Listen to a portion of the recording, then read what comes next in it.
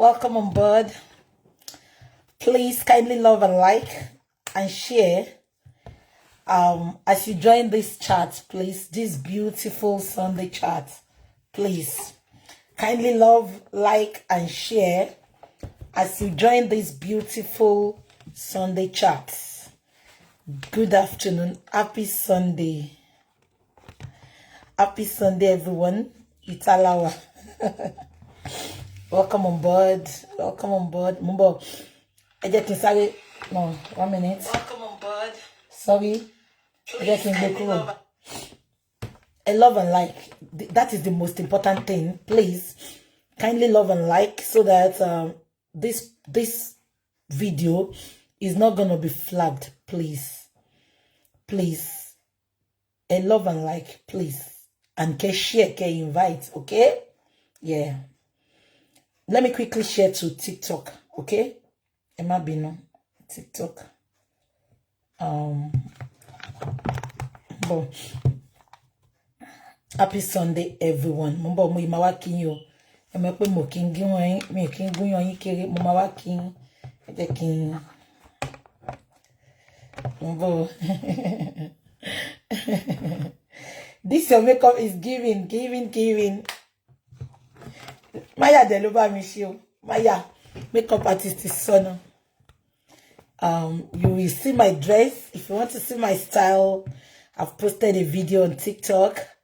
Yeah, I'm gonna go on TikTok. Just hold on for me.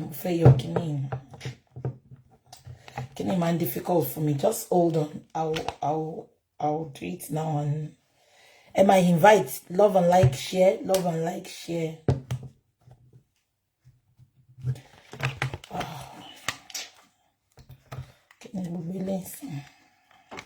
Love and like and share, please. The last time Timothy chat, I couldn't come back because one flag video here. Please, we don't want this to be flagged. Tell about love and like. Toma report video one. Toma team share love and like. Oh, the video here wale because some of my point control that land share but tell about love and like. Toma to report video here. Facebook ma believe be ankota and share ko right. So I want to allow the video here muale. So that is the purpose of the love and like. Yeah.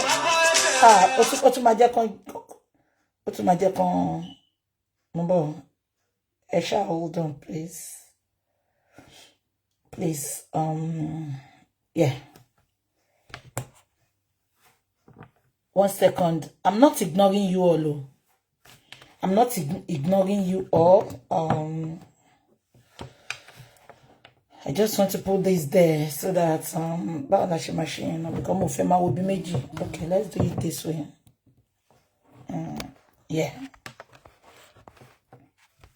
Can you all see me perfectly, Abby? 1 second. 1 second, Shegbo, please bear with me. Kindly bear with me.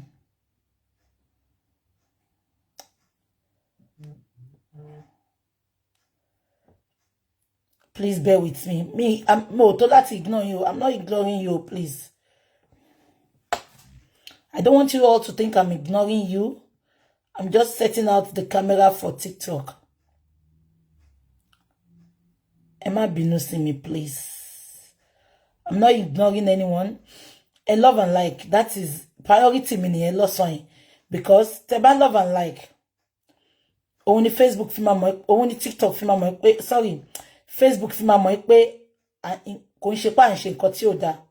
because the other day I was flagged and I wouldn't want it to repeat itself. So please, I beg you in the name of God, Moshako, please love and like. Yeah, eba me love and like. Onwak moile. Or what if you love and like? Hello, ko Jesus. And if you be omosin, edeni mosari omoluko Jesu. Eba me love and like, please, and share if you can. Thank you very much. God bless you all. Thank you.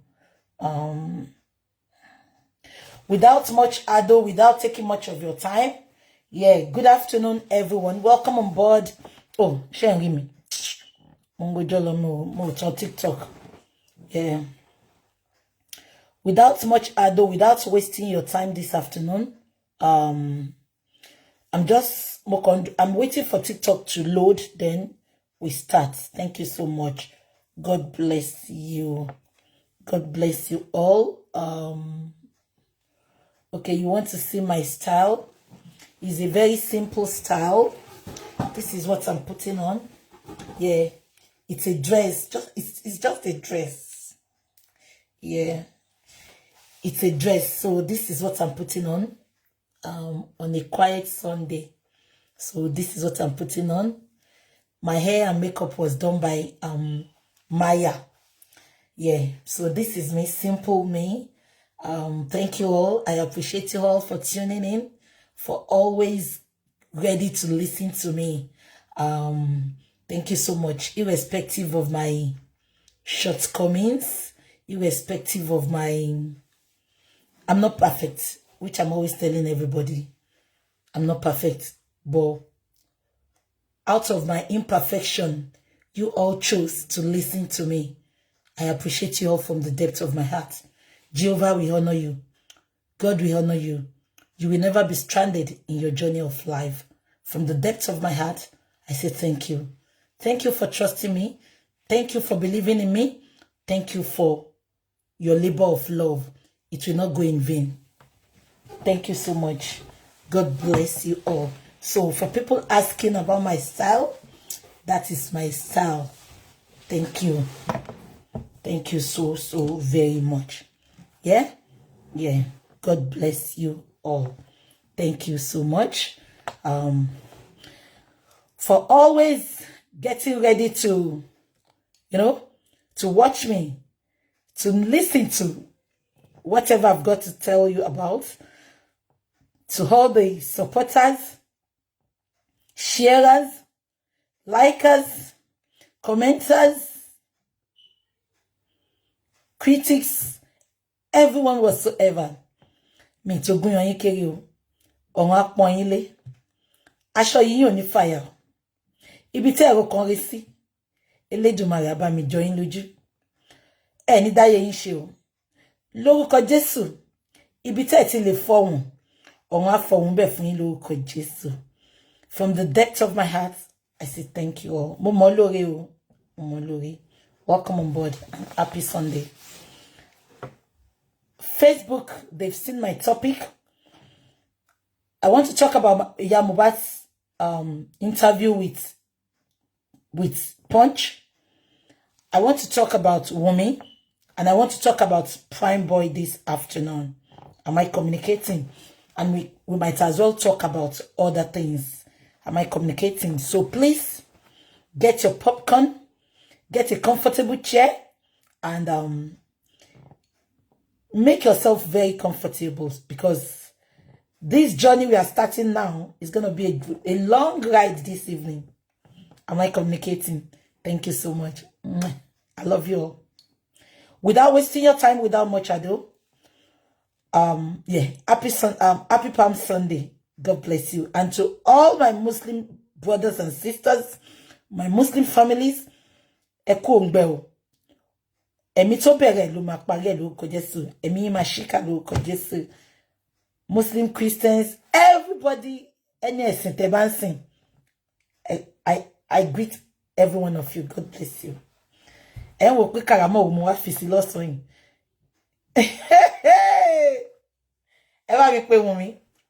Ẹ bá mi pè Wùnmí. Ẹ bá mi pè ìyá Mohbad kan sí wọn bí. I need to talk to them this afternoon. A lot has happened. Unfortunately, I couldn't come out back to back the way I came out last week. Am I communicating?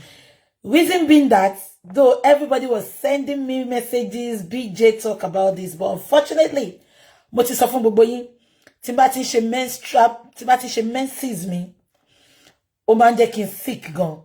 Ṣó ti yé yín, mo ò ní lè ṣe a lot of things. Mo ò dẹ̀ fẹ́ wá síta kí n máa look weak, kí n máa look tired. nǹkan tó jẹ́ pé this is my second chat for this week because I couldn't come out back to back the way to mo ṣe ń butter ní gbogbo last week. Ṣé pé last week from Monday to this Sunday ni mo butter. But this week, because of my menstrual pain, I couldn't manage. Tí n bá ní menstrual pain, bẹ́ẹ̀ yẹn tí bá ń ṣe menses, ó máa yẹ pọ́tà mi fẹ́ kú ni. So, I'm so sorry you've not seen this beautiful face on your screen this week. Yeah. We are going to start, Shengbomi, about Mama Mohbad's interview with Punch. But before I start, mo fẹ́ gbé yín débẹ̀ lọ́sàn yìí ṣé ń gbọ́ mi. Interview tí Mama Mohbad grant yẹn pẹ̀lú Punch. Wùnmí ò mọ̀ pé Mama Mohbad grant interview. Am I communicating? Ìgbà tó pé Wùnmí pé ìyá Mohbad grant interview. Wùnmí was very surprised. She was thinking about another interview to ti grant tẹ́lẹ̀. Am I communicating? Wùnmí ò mọ̀ pé Mama Mohbad grant interview Punch yẹn. Mama ka interview Punch yẹn fún yín lọ́sàn yìí. Tẹ́ bá wo interview Punch yẹn dáadáa. Ẹ rí pé Mama Mohbad àwọn ọ̀rọ̀ kankan wà nínú àwọn ọ̀rọ̀ tí Mama Mohbad sọ. Ó wà weighty gan, ó wà heavy. Tí mo dé mama kà fún yín lọ́sàn yìí. Tí mama analyze it back to back. Am I communicating? Now, Wùnmí ò mọ̀ pé Mama Mohbad grant interview.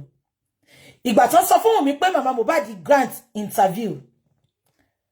Tí Wùnmí wá lọ rí interview tí Mama Mohbad grant, ṣé ń gbọ́ mi. Please Facebook love and like. TikTok Emma Power tap, please. I don't want this video to come down. We are going to go on a long ride this evening. So please. Ṣé ń gbọ́. Now, kí ni mo fẹ́ fàyọ fún yín? Ìyá Mohbad. Ṣé ń gbọ́ mi? Tó bá jẹ́ pé Wùnmí mọ̀ pé ó máa grant interview yẹn ni. Wùnmí á ti sọ nǹkan tó máa sọ. Wùnmí á ti kọ lọ́rọ̀ tó máa sọ. But unfortunately, Mama Mohbad granted that interview without Wùnmí's knowledge. Wùnmí ò mọ̀ pé ó máa grant interview. Ìgbà tí Wùnmí wá rí gbogbo interview tí Mama Mohbad grant, ẹ bá mi pè Wùnmí síbí. Tí n bá parọ́ kan bọ́ta kan já mi.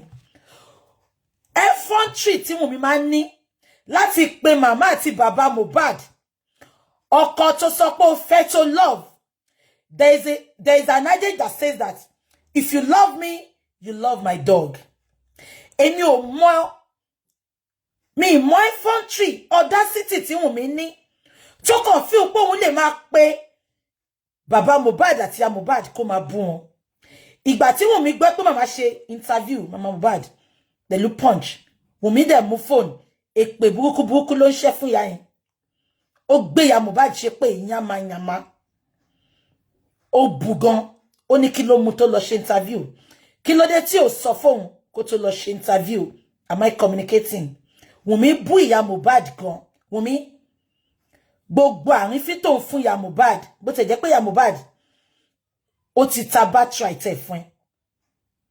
But that doesn't give you the effrontery to ridicule those parents. Ṣọwárí gbogbo àrífín tó ń fún àwọn people yẹn. Lórúkọ Jésù. Ṣó fẹ́ gbọ́?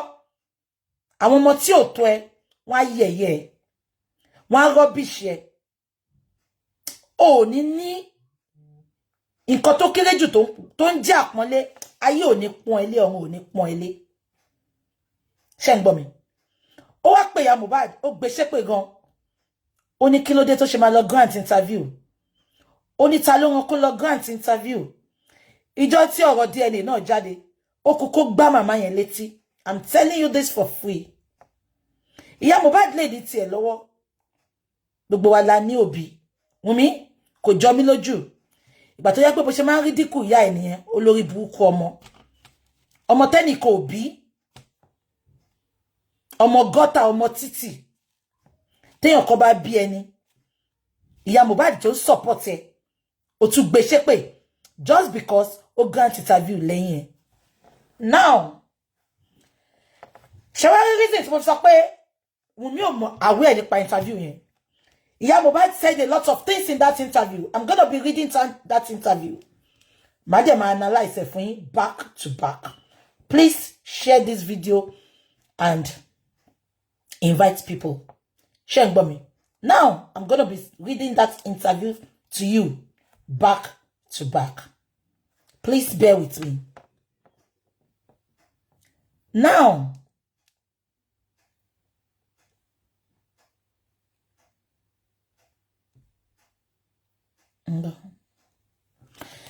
share interview ti Olóbùkú ọmọ tó wà lórí TikTok yẹn.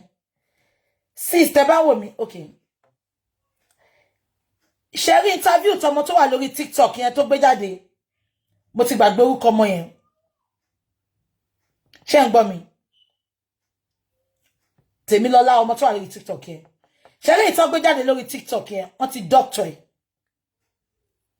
Nǹkan tí olórí búkú ọmọ kékeré tó jẹ́ pé ọmọdé ọmọ tó ń ṣe tó máa ń parọ́ tó ń support mi lórí Instagram ọmọ kékeré ni òkè tí 40 o ọmọ tó fẹ́ gba ìpè ayérayé sórí. Why did she doctor that nǹkan tó gbé sọ́dọ̀ yẹn? Kí ló dé tó ṣe doctor ẹ̀? Èyí tí Tèmilọ́lá gbé jáde lórí Instagram wọ́n ti doctor ẹ̀. Full interview tí Ìyá Mohbad ṣe máa kà fún yín bí. Now because Ìyá Mohbad sọ òótọ́ interview olórí burúkú Kàrímọ́ Táyé ò yẹ ẹni táyé ń ṣépè fún olórí burúkú the black sheep of the family. Kàrímọ́ wá ń sọ pé nsìn wọ́n wá fẹ́ twist ọ̀rọ̀ tí Ìyá Mohbad ti sọ.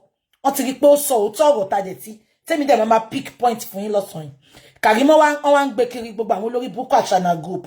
Wọ́n wá ń gbé kiri sí pé punch twist ọ̀rọ̀ màmá Mohbad pé kò ń ṣe nǹkan tó sọ nìyẹn. Ẹ jọ̀ọ́ in a same country ṣé ń gbọ́ mi. Odindi newspaper ẹ wá sọ̀rọ̀ nsìn volume kò ní volume mo ń bọ̀ volume ẹ wá okay now. Mary Anderson, I think you are Mary Anderson. Ó dàbí 3310 ló ń lò. Can you all confirm? TikTok, can you come back? Sorry, hold on, please. And you tell me lórí Facebook, please. Can you confirm? Is the volume okay, please? Because Mary, ó dàbí 3310 ló ń lò. Àwọn Motorola, Hello Moto, ó dàbí nǹkan tó ń wò nìyẹn. Is the volume okay? Facebook, please confirm.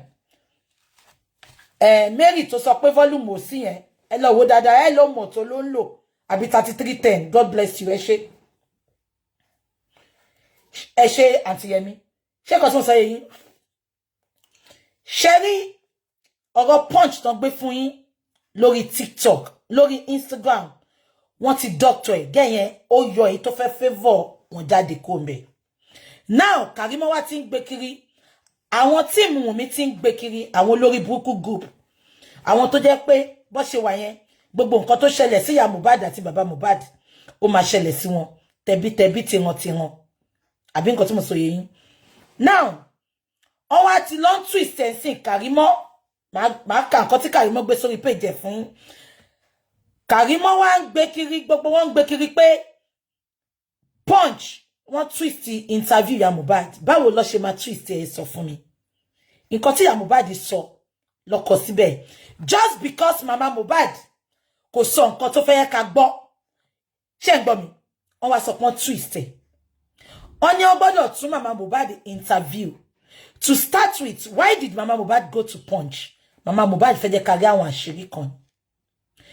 Normally, ibi tẹ́tí máa mọ̀ pé Wùnmí ò mọ̀ nípa interview yẹn nìyẹn. Ṣé gbogbo yín rántí pé Sahara ni Wùnmí máa ń lò? Ṣé rántí?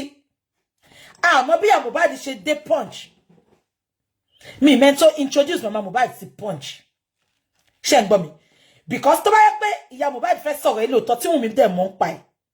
Ṣé ń gbọ́ mi? Sahara reporter ló máa lò.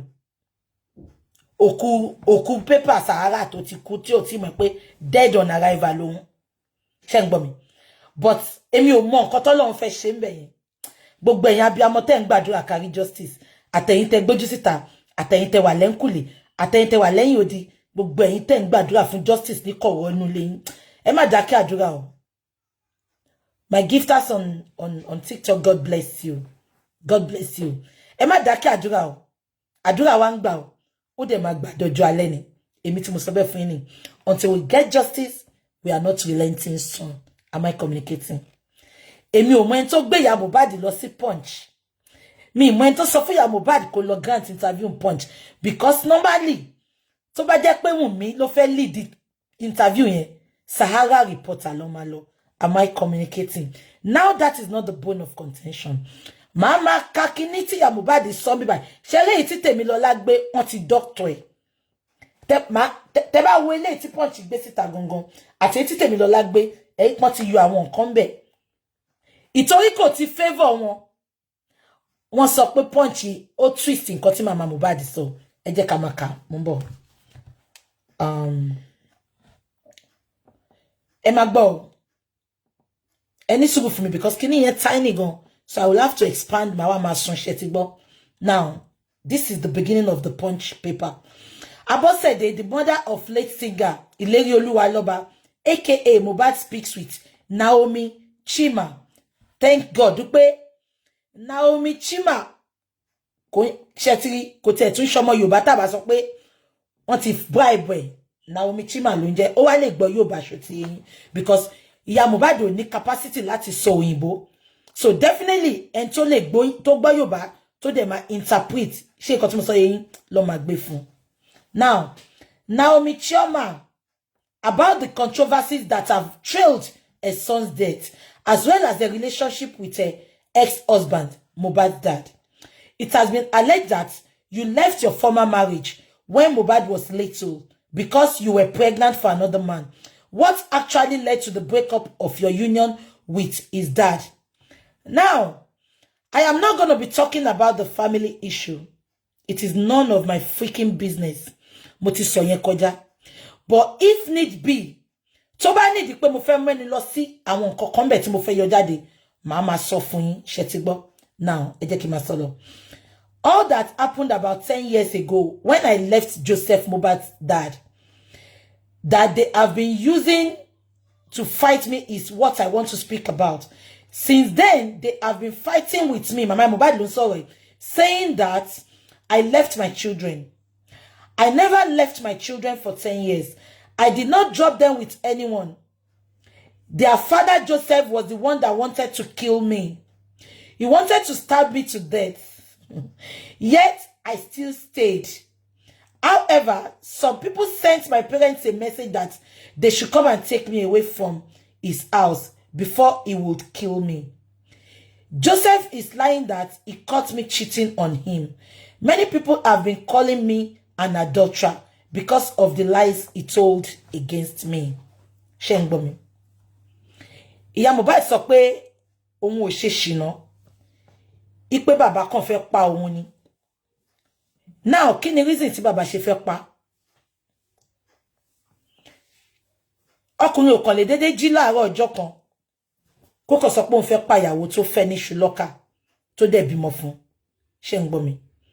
Kí ni reason tí bàbá ṣe fẹ́ pa ìyá Mohbad? Tó bá wá jẹ́ pé lóòótọ́, ṣé ń gbọ́ mi? Ni bàbá kàn dédé yọ àdá pé òun fẹ́ pa màmá Mohbad. Mohbad ò ní kọ 10 years I no see mommy. Gbogbo orin Mohbad ti jẹ́ kó yé wa pé nǹkan tó ń ṣẹlẹ̀ nínú ayé òun lòun sọ fún wa. But mama Mohbad ó twist case yẹn sìn. Ìgbà kan mi mọ̀ bí tí bàbá ti lọ sọ̀rọ̀ yẹn lọ́dọ̀ ẹ̀kan náà àwọn blogger tó ń wá justice. Bàbá dárúkọ ẹni tí mama Mohbad ń dó láàrin ilé wọn. Ó dárúkọ everything. Up till today, mama Mohbad ò challenge. Kò sọ pé rọ́ ló ń pa. Kò lọ gbé bọ̀bọ́ yẹn wá kó wá já ẹ̀rọ bàbá. As a matter of fact, kàkà kí mama Mohbad kó gbé pé wọ́n pe òun láṣẹ́wó kúrò lórí ẹ̀. Àwọn tó ń wá justice fọ́mọ ẹ̀, àwọn ló ń ṣépè fún. Ìyá Mohbad, wọ́n yọ̀bẹ sí ẹ, wọ́n yọ̀bẹ sí ẹ is none of my freaking business. Àti sọ yẹn kọjá. Àtúrọ̀ tàbí èlùbọ́ ni ẹ́. So I'm not going to accept what you told Punch about the reason you left your husband's place. It is your choice. But for you leaving your husband's place, ẹ jẹ́ kí n sọ Yorùbá. Fún yín láti kúrò nílé ọkọ yín ìyá Mohbad. Te wá feel pé ẹ fi ọmọ okay ẹ jẹ́ ká wò báyìí tẹ́ ń gbọ́ mi. Mama Mohbad sọ pé bàbá ló yọ̀bẹ sóhun pé kó má lọ. Kò ṣe àbí. Bàbá yọ̀bẹ sí ẹ pé kó má lọ. For no reason. Ṣé o mọ school àwọn ọmọ yẹn ni ìyá Mohbad? Bàbá ti sorry dada pé òkè tó ń bá tẹ̀ sọ pé kó má wálé tó wò dẹ̀ sọ. Ó ní ṣe bó mọ school àwọn ọmọ yẹn. O mọ bá ọmọ yẹn ṣe ń lọ school. O mọ anything, which I don't want to go in there now because àti sọ yẹn kọjá. Past tense yẹn, present tense la sọ rẹ̀ lọ́wọ́. Am I communicating? So nǹkan tó sọ mẹ́ ìyá Mohbad, it's all shenanigans. It is all lies. Now, ẹ jẹ́ ká máa kà lọ. What caused the fight was that my father actually asked me not to marry him from the onset. He did not even, sorry, Muyumi. He did not even accept our introduction. He was so adamant about not accepting our marriage. Ìyá Mohbad ló yín sọ̀rọ̀ yìí. Ó sọ reason. So ṣe kó ńbẹ̀. But at that time, I was already pregnant. Ṣé mo sọ fún yín pé aládàlú ni ìyá Mohbad, àdàlú ló ń tà kó tó gbé di lọ́kì. Ó lọ ta àdàlú fáwọn bàbá Mohbad ní workshop ni. Kan tó mu sí corner, kan tó fi sí fún, tó fi doyún. I had even given birth to my first child, Ibukun. Even after her birth, my dad said that she should be collected from me and brought to him so that I could come home. When I gave birth to Promise and Mohbad, my father still did not accept. He wanted my mom to collect my first child from, he wanted my mom to collect my first child from me so that I could come back home. But my mother refused. She did not want me she did not want me to have children for more than one husband because I left Mohbad's father. I would have to remarry. She begged my dad, but he still refused. It was after I gave birth to my third child, Adura, that my father and I spoke after a long time. He came to see me at the hospital back then. I used to sneak to the house to see my mom because my father must not see me. He even sent my mother out of the house because I chose to love and marry Mohbad's dad. Ṣé pé mo yin tẹnu mọ́ pé ìyá Mohbad nífẹ̀ẹ́ bàbá Mohbad kan. We can never say never. Ṣé ń gbọ́ mi. Àdúrà mi ni pé tó bá jẹ́ pé lóòótọ́ lódodo no nífẹ̀ẹ́ ara wọn. Tó yẹ pé circumstances ló surround nǹkan tó fa lílọ wọn. We can never say never. They might still just come back. But that is not left to me. Am I communicating? Yeah. Ọ̀rọ̀ family wọn, àwọn ló gbé wá sórí internet. Nǹkan tó bá dẹ̀ ti wà lórí internet. As an investigative blogger. Ṣé ń gbọ́ mi? I have every right to talk about it. Mi dẹ̀rí yàlá yàbá bá ńlá yàlá yẹn tó máa ní kí n má sọ̀rọ̀ nípa. It is not about Mohbad's own alone now. Anything tó bá ti wá sórí internet, I'm a blogger. So tí n bá ń wo àwọn olórí burúkú aláyé bàjẹ́ tó máa ní gbogbo nǹkan ló máa ń dá sí. Sórí burúkú fẹ́ bá yín ni. Ẹ ṣe lọ sọ fún Punch pé gbogbo nǹkan ló máa ń dá sí. Ẹ ṣe lọ sọ fún Vanguard pé gbogbo nǹkan ló máa ń dá sí. What is the job of a blogger? I choose what I want to talk about. Mo dẹ̀ tún sọ for the uptenth time. Mi ti rí yàlá yàbá bálaba báyín tẹ́ bá gbé náà sórí màá bá yín gbé sílẹ̀ àfi tí n bá fẹ́ sọ̀rọ̀ ńpa ẹ̀. Ẹ dẹ̀ jẹ́ kí wọ́n nu gbogbo ẹ̀yin tẹ́ ń pè mí. Mo máa spare yín lélẹ̀. Ó jẹ́ kí n gbé yín ṣépè ní bọ̀ mo máa spare yín. Gbogbo ẹ̀yin tẹ́ máa ń pè mí pé BJ wàhálà ẹ̀ ti pọ̀ jù. Má dá sí mọ́. Mo gbàdúrà nǹkan tó ṣẹlẹ̀ fún Mohbad kó ṣẹlẹ̀ sí gbogbo yín. Olórí burúkú ni. Torí tẹ́ bá kí n ṣe olórí burúkú. Wọ́n ló di ọmọ kú. Ṣó lè di ọmọ tí yín ṣe mò ń béèrè. Ṣé ó lè di ọmọ tí yín kẹ́ni kan má dá sí. Á ṣẹlẹ̀ sí yín jọ̀kan. Tí ò bá ṣẹlẹ̀ sí yín á ṣẹlẹ̀ sí family yín. Èmi tí mò ń sọ̀rọ̀ ẹ gan. ó lè ṣẹlẹ̀ sí mi ká má rí ẹ wá máa pè mí ṣáyé yín fẹ́ bàjẹ́ ni the fact pé an opportunity sí nọ́mbà mi àbí kò yé yín the fact pé an opportunity sí nọ́mbà mi kò fún yín ní privilege láti máa pè mí ẹ̀yin tí mo dẹ̀ ti block ẹ ti mọ́ra yín the fact pé you have easy access to me does not give you the audacity at 49 years old ke wá máa sọ nǹkan tí máa ṣe fún mi sórí burúkú fẹ́ bá yín ni ṣọ́bọ̀ gbowó lọ́wọ́ yálà yá yín fi ra data ni àbí mo sọ pé nǹkan kan ṣe mí ẹ bá mi dá sí ẹ bá mi wẹ́n tó máa bá mi gbàdúrà fún mi lọ tí ayé yín ò bá fẹ́ bàjẹ́ tó rálá bò sí ni gbogbo yín olórí burúkú yín ibi tó bá ti ń búyàn yẹn lẹ máa lọ ẹ̀yin lẹ máa máa sọ pé wọ́n ti ń bú ẹ o má dá sí tí ayé yín ò bá fẹ́ bàjẹ́ if you have the opportunity and the privilege to be on my contact list, respect your freaking self. I'm not going to repeat this. I made myself to be accessible. Many of our bloggers out there, you can't even talk to them. They don't have your time. Do you even have their numbers? So, timba fún yín accessibility yẹn. Kò fún yàlá ya bàbá pori ńlá láyín. Kẹ́ má wá pè mí. If I'm respecting you, mo respect yín ni. Timba change ẹ fún yín, má sọ gbogbo HOH lè sí yín, má sọ di teru mọ́ yín lọ́rùn. Mi lè polójú. Bí ṣe dá ni mo ṣe dá. Tájá bá ń sábà ẹkùn kẹ́kùn máa sábà ajá. Tẹ́ bá tún pè mí pé kí n tread softly, kí n má dá sí mọ́, ayé yín máa bàjẹ́ ni. Ẹ gbé ọmọ sí. Màá fi gbogbo ayé mi sílẹ̀. Ṣé mo a lot of people tí mo àwọn tó jẹ́ fẹ́ family and friends tó yẹ pé kò lè ṣe ọjọ́ kan kí n má once in a week kí n má bá wọn sọ̀rọ̀.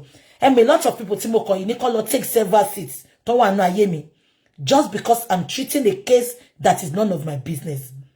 It has now been my business because is a male child. Even kó má wá jẹ́ ọkùnrin kó jẹ́ obìnrin gan. Ọmọ ti involve. Tó má ti pa ọmọ ẹgbẹ́ bí olórí burúkú àwọn apanijayé apanilẹ́kúnjayé ní Nàìjíríà bó ṣe máa believe pa wọ́n lè pa ọmọ lọ́mọ ẹ gbàgbé ògo ọmọ ńsìn àmọ́rú ọmọ tó jẹ́ àbí kò yé yín tẹ́ bá tún pè mí ìjọ ẹ̀ lè máa jẹ blocking bó ti block àwọn kan but tẹ́ bá tún pè mí ìjọ ẹ̀ lè máa jẹ blocking ẹ jẹ́ ká máa kà lọ. Our marriage was not up to a year old when problems started. But because my father had constantly warned me not to marry him, I could not run to him to tell him all that was happening. Thank you, Olabisi. God bless you. I will simply keep it to myself and bear it. I did not tell anybody about what was going on. There was no third party involved in what was going on between us. He claimed I did not take care of my children. Meanwhile, I was the one that worked hard to take care of all the children and feed them. Yeah, Mohbad. In as much, tí mo sọ pé mo fẹ́ dá sọ̀rọ̀ family, àwọn ọkọ kan wà níbi tó ń pa. Mohbad ti gbọ́njú díẹ̀. Ìbùkún dẹ̀ ti gbọ́njú, ó ti mọ nǹkan tó ń ṣẹlẹ̀. Eléyìí tó ń sọ nsìn pé bàbá Mohbad sọ pé ó tọ́jú ọmọ and all those things ló fi lé ẹ lọ. Tó bá yẹ pé bẹ́ẹ̀ ni àwọn ọmọ yìí ò ní love bàbá wọn bó ṣe love wọn yẹn until kó tó kẹ̀yìn wọn síra wọn. But again, ẹ jẹ́ kí n fi bẹ̀yẹn sílẹ̀. Ẹ jẹ́ ká máa kà nǹkan tá ń kà lọ. I was the one that worked hard to take care of all my children and feed them. I even worked as a housemaid just to take care of my children. Ìyá Mohbad, tó bá sọ pé ó ṣe oríṣiríṣi nǹkan láti jẹ́ kí àwọn ọmọ yẹn yàn kan yanjú nílé ọkọ ẹ̀. Kò sẹ́ni tí ò kí ń ṣe ìyá Mohbad. It is not a big thing. Bẹ́ẹ̀ mi ṣe wà mo lè jìyà fọ́kùnrin. Ọkùnrin tí n bá bímọ fún. Ṣé ń gbọ́ mi? Gbàgbé pé kò appreciate ẹ. Gbàgbé pé ó máa ń nù ẹ. Mi ní kẹ́ dúró sínú relationship tó wà toxic o. Gbàgbé pé ó máa ń nù ẹ sìn. Ọmọ ti involve. Bàbá ilé máa lówó ṣódẹ rántí pé gbà tó lọ náà wọ́n ní kó ló ni bàbá ń kàn kan tó jẹun. Bàbá ilé máa lówó ìyá Mohbad má fi yẹn justify yẹn sí pé kò tọ́jú ẹ. Olórí burúkú obìnrin bíi ti Wùnmí àpọ̀kọ̀jáyé. Olórí burúkú obìnrin bíi ti Wùnmí tí ò bọ́kọ jìyà ibi tí ò ṣiṣẹ́ sí tó fẹ́ jẹ níbẹ̀. Ló máa use yẹn as yardstick. Ìpọkọ ò tọ́jú òun àtọmọ. Chips might be down for your husband. But ìtorí ọmọ tó ti wà ńbẹ̀, ṣó máa sọ pé ò ní support ọkọ ẹni. Ẹ gbàgbé ìyá Mohbad àti bàbá Mohbad ńsìn. Many of us máa ń ṣe dáadáa. Ìyàwó lè gọwọ́ sókè ju ọkọ lọ. Iṣẹ́ tóbìnrin lè ṣe, àwọn ọkùnrin ò kí ń lè ṣe. Ìlú yẹ ẹrúbìnrin tó ń faṣẹ́ méjì mẹ́ta. Ọkùnrin iṣẹ́ kan ló máa ṣe. Ọlọ́run fún wa ní agbára ju ọkùnrin lọ. Agbára tọ́lọ́run fọ́kùnrin nìkan ni láti kí oko wọn bọnú òbò. Ìyẹn nìkan ló lágbára lé lórí. Every other thing, we are stronger than them. So ya Mohbad tó bá wá ń sọ sí pé torí ó lọ ń ṣe ọmọ ọ̀dọ̀, èmi gbọ́ àrò aláàrù láti jẹ́ kí ọkọ àtọmọ survive. Ya Mohbad, this is not a big thing. Forget it. Everybody does it for their husband. Ṣé nǹkan tí mo sọ yé yín? Ǹbọ̀. Ṣé nǹkan tí mo sọ yé yín? Àti Olúyẹmí, God bless you, ma. Gbogbo èèyàn ló máa ń ṣe fọ́kọ. Àbí kò yé yín? Kọ́kọ́ yẹn máa kó lówó gan. Wàá tún support ọkọ. Wàá tún ṣe nǹkan fún, wàá tún ra nǹkan fún. So ya Mohbad, gbàgbé yẹn, ipò lọ ṣọmọdọ̀ láti tọ́jú ọmọ. Kí ló kàn wá pẹ̀lú yẹn? Ó bímọ síbẹ̀ náà. Ṣó fẹ́ káwọn ọmọ ẹ máa tọrọ jẹ ni. Ibi establishment adé establish pé bàbá yóò lówó. Tó bá lówó ní ìgbà tó lọ, wọn ò ní máa lọ tọrọ oúnjẹ jẹ. Wọn ò ní máa kan kóló kan tó jẹun. Ìyá Mohbad, he has no money. So gbogbo pé ó ṣe ọmọ ọ̀dọ̀ yẹn lọ sọ story yẹn fún lórí burúkú ìyá Wùnmí. Àwọn apakọjáyé family. Ṣó ti gbọ́? Ẹ jẹ́ ká máa kà lọ. Christiana, God bless you. Only I even did housemaid just to take care of my children. I would leave Mohbad, who was still very little then, around 5:30 a.m. Now, ya Mohbad jẹ́ kí sọ kíní kan fún yín. Ọmọdé ló ní memory jù. Gbàgbé pé ó lọ. Mi mọ age tó kúrò léyẹn tó fi léyẹn sílẹ̀. Ọmọdé ló ní memory jù. Nǹkan tó ṣe máa sọ pé ẹ mọ nǹkan tẹ́ máa ṣe lójú àwọn ọmọdé nìyẹn. Wọ́n máa ní memory gan. Ṣé ń gbọ́ mi? Ìyá Mohbad, gbogbo story Mongo Park tó wá ń sọ fún wa ń sìn. Àwọn ọmọ yẹn ní memory ó jẹ́ kán rántí kán yìí rántí ẹ̀. Èyí tí Mohbad fọ sọ pé 10 years I no see mommy. Ẹ bá ń pàtí tẹ́ni kó wá kan yẹn fún wa. 10 years I no see mommy. Bó tẹ̀ jẹ́ pé Ìyábọ̀ Òjó ẹyẹ gúnugún ó sọ fún wa pé money ló sọ. But bàbá Mohbad confirm ẹ̀. Ìyá Mohbad náà then confirm ẹ̀ sìn. 10 years I no see mommy. Ìyábọ̀ Bọ́tàngbà ló sọ pé money ló sọ. Am I communicating? Now ẹ jẹ́ ká máa kà lọ. I even only I will leave Mohbad, who was still very little then, around 5:30 a.m. and go to sell kerosene in Mushin area of Lagos. I would only return around 8 p.m. to breastfeed him. Ìyá Mohbad, gbogbo wa láti ṣe yẹn gbẹ̀yìn. Ìgbà tí mo dé ìlú yìí, ṣé ń gbọ́ mi? Èmi àti bàbá ọmọ mi a ṣe ìyàwó a ṣe gbogbo ẹ̀, but kó tó wá di pé wá padà wá tó wá settle síbi tiwa. Ṣé ń gbọ́ mi? Ìgbà tó lọ ṣé kò padà, ṣé ń gbọ́ mi? Ó ń send owó sí wa, but bó ṣe ń send owó sí wa yẹn, owó òtò. Mo like owó gan, mo dẹ̀ like nǹkan tó dáa. Ẹ lọ bí gbogbo àwọn tó wà Manchester wá sọ fún yín. Eléyìí ò ń ṣọ̀rọ̀ tẹnu o. Àwọn ọmọ mi ò wọ regular aṣọ tí tó fi dàgbà. Wọ́n wọ designer all true ni, and I don't do fake. Mi tell be China she ó ti wà ńgbà yẹn. I don't do fake. Ṣé ń gbọ́ mi? So gbogbo èyí tí Ìyá Mohbad ń sọ yìí, the fact pé bàbá ọmọ mi nígbà yẹn ó ń send owó, mo yìí lọ ń ṣiṣẹ́. Èmi náà máa gbé ọmọ sílẹ̀. Máa gbé ọmọ sílẹ̀, máa lọ ṣiṣẹ́. Ọmọ tó yìí mọyàn àti fún ọyàn sínú bottle. Ìyá Mohbad, many people ló ń ṣe nílùú yìí gbàgbé pé ò lówó because a fẹ́ good life fáwọn ọmọ wa ni. So Ìyá Mohbad, má fi yẹn kàjò wa. Ẹ jẹ́ ká máa sọ lọ. Olomadeni 8 p.m. Shengbo to breastfeed him. A girl used to take care of him for me then. I was being paid 1,500 pounds, 1,500 naira for the work I was doing. It was from the mega amount I made from all those jobs that I used to take care of my children. I never left them. Yeah, Mohbad. O sọ pé ó fi àwọn ọmọ yẹn sílẹ̀. Ibo wá ní 10 years I no see mommy. Ibo ló ti jáde ya Mohbad. 10 years I no see mommy. Ya Mohbad, ṣé mo pé mo wo ṣe fún ẹ lọ́sàn. Wá rí pé mo ti fàjásà sí fún ẹ. Mo yìí máa gbé ẹ débẹ̀ o. Bó ṣe wá sí mi lára láàárọ̀ ìmúṣe lọ́sàn ìmúṣe mo yìí máa gbé yín débẹ̀. Olóhùn ò fi wọ́n sílẹ̀. Ẹ bá mi bi ya Mohbad. 10 years I no see mommy. Ya Mohbad, ṣá fẹ́ rí lẹ́ ń ṣe nú ilé ni. Ẹ jẹ́ ká máa sọ lọ. There have been conflicts. Question and to interview and seen you. There have been conflicts, information about circumstances leading to Mohbad's death. Ibi tí mo ń gbé yín lọ́gán ládé. Can you give us a clearer picture of what actually happened? Emagbo. I actually did not know when my child Mohbad died. His father did not tell me. Iya Mohbad, but in wo ṣe fún ẹ látàárọ̀. Ṣé rí pé lórí burúkú ni Iya Mohbad. Ẹ jẹ́ kí n tún bẹ̀yẹn kà fún yín. I actually did not know when my child Mohbad died.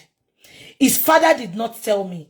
Ẹ jọ̀ọ́, ṣé bàbá Mohbad ló wà níbi tí Mohbad ti kú ni? My gifters on TikTok, God bless you. My gifters on Facebook, God bless you. Ṣé ń gbọ́ mi? Ìyá Mohbad ló wà níbi tí Mohbad ti kú. Kí ló dé tí Ìyá Mohbad sọ pé bàbá Mohbad ò sọ fóun? He was not there, Ìyá Mohbad. Bàbá Mohbad ò sí ńbẹ̀, Ìyá Mohbad. Irọ́ tí Wùnmí pa fún ẹ tó ní kó máa sọ, ó jẹ́ kí wọ́n náà lo number 7 ẹ kó fi wò pé ṣé irọ́ ìbáramu. Ìyá Mohbad ọ̀rọ̀ tó sọ́ńbì yìí, ọ̀rọ̀ tó fi ń fọyàn létí ni. Tí bá tún sọ pé daft ń sìn máa, ẹ máa sọ pé mò ń bu yín Ìyá Mohbad. Ṣórí burúkú fẹ́ bá yín ní Ìyá Mohbad. Ṣé ẹ̀jẹ̀ ti ta sí yín lọ́pọlọ ni? Tẹ́ fi sọ pé bàbá Mohbad ò sọ fún yín pé wọ́n ọmọ ti kú. Wùnmí ló kọ́kọ́ sọ fún yín náà, Ìyá Mohbad. Wùnmí ló sọ fún ẹ náà. Wùnmí ló sọ fún ẹ pé wọ́n ti pọ̀ ẹ ní kó kọ ọmọ o, ẹ ní kó kọ. Ìyá Mohbad, ṣó fẹ́ kí n gbé ẹ débẹ̀ ni? Mo ní gbogbo fídíò tó kọ́kọ́ ṣe tó sọ̀rọ̀ lọ́wọ́ náà. Why are you twisting it? But ìyẹn kọ́ mo fẹ́ bẹ́ẹ̀ sọ, màá tún máa gbé yín lọ síbẹ̀. His father did not tell me. I was in his house for 10 days shortly before he died. Ẹ tún wo nǹkan tó tún sọ. Ó ní ilé Mohbad òun wà ńbẹ̀ fún 10 days kó tó kú. Yeah? I ran back there when I heard that he had died. I was the one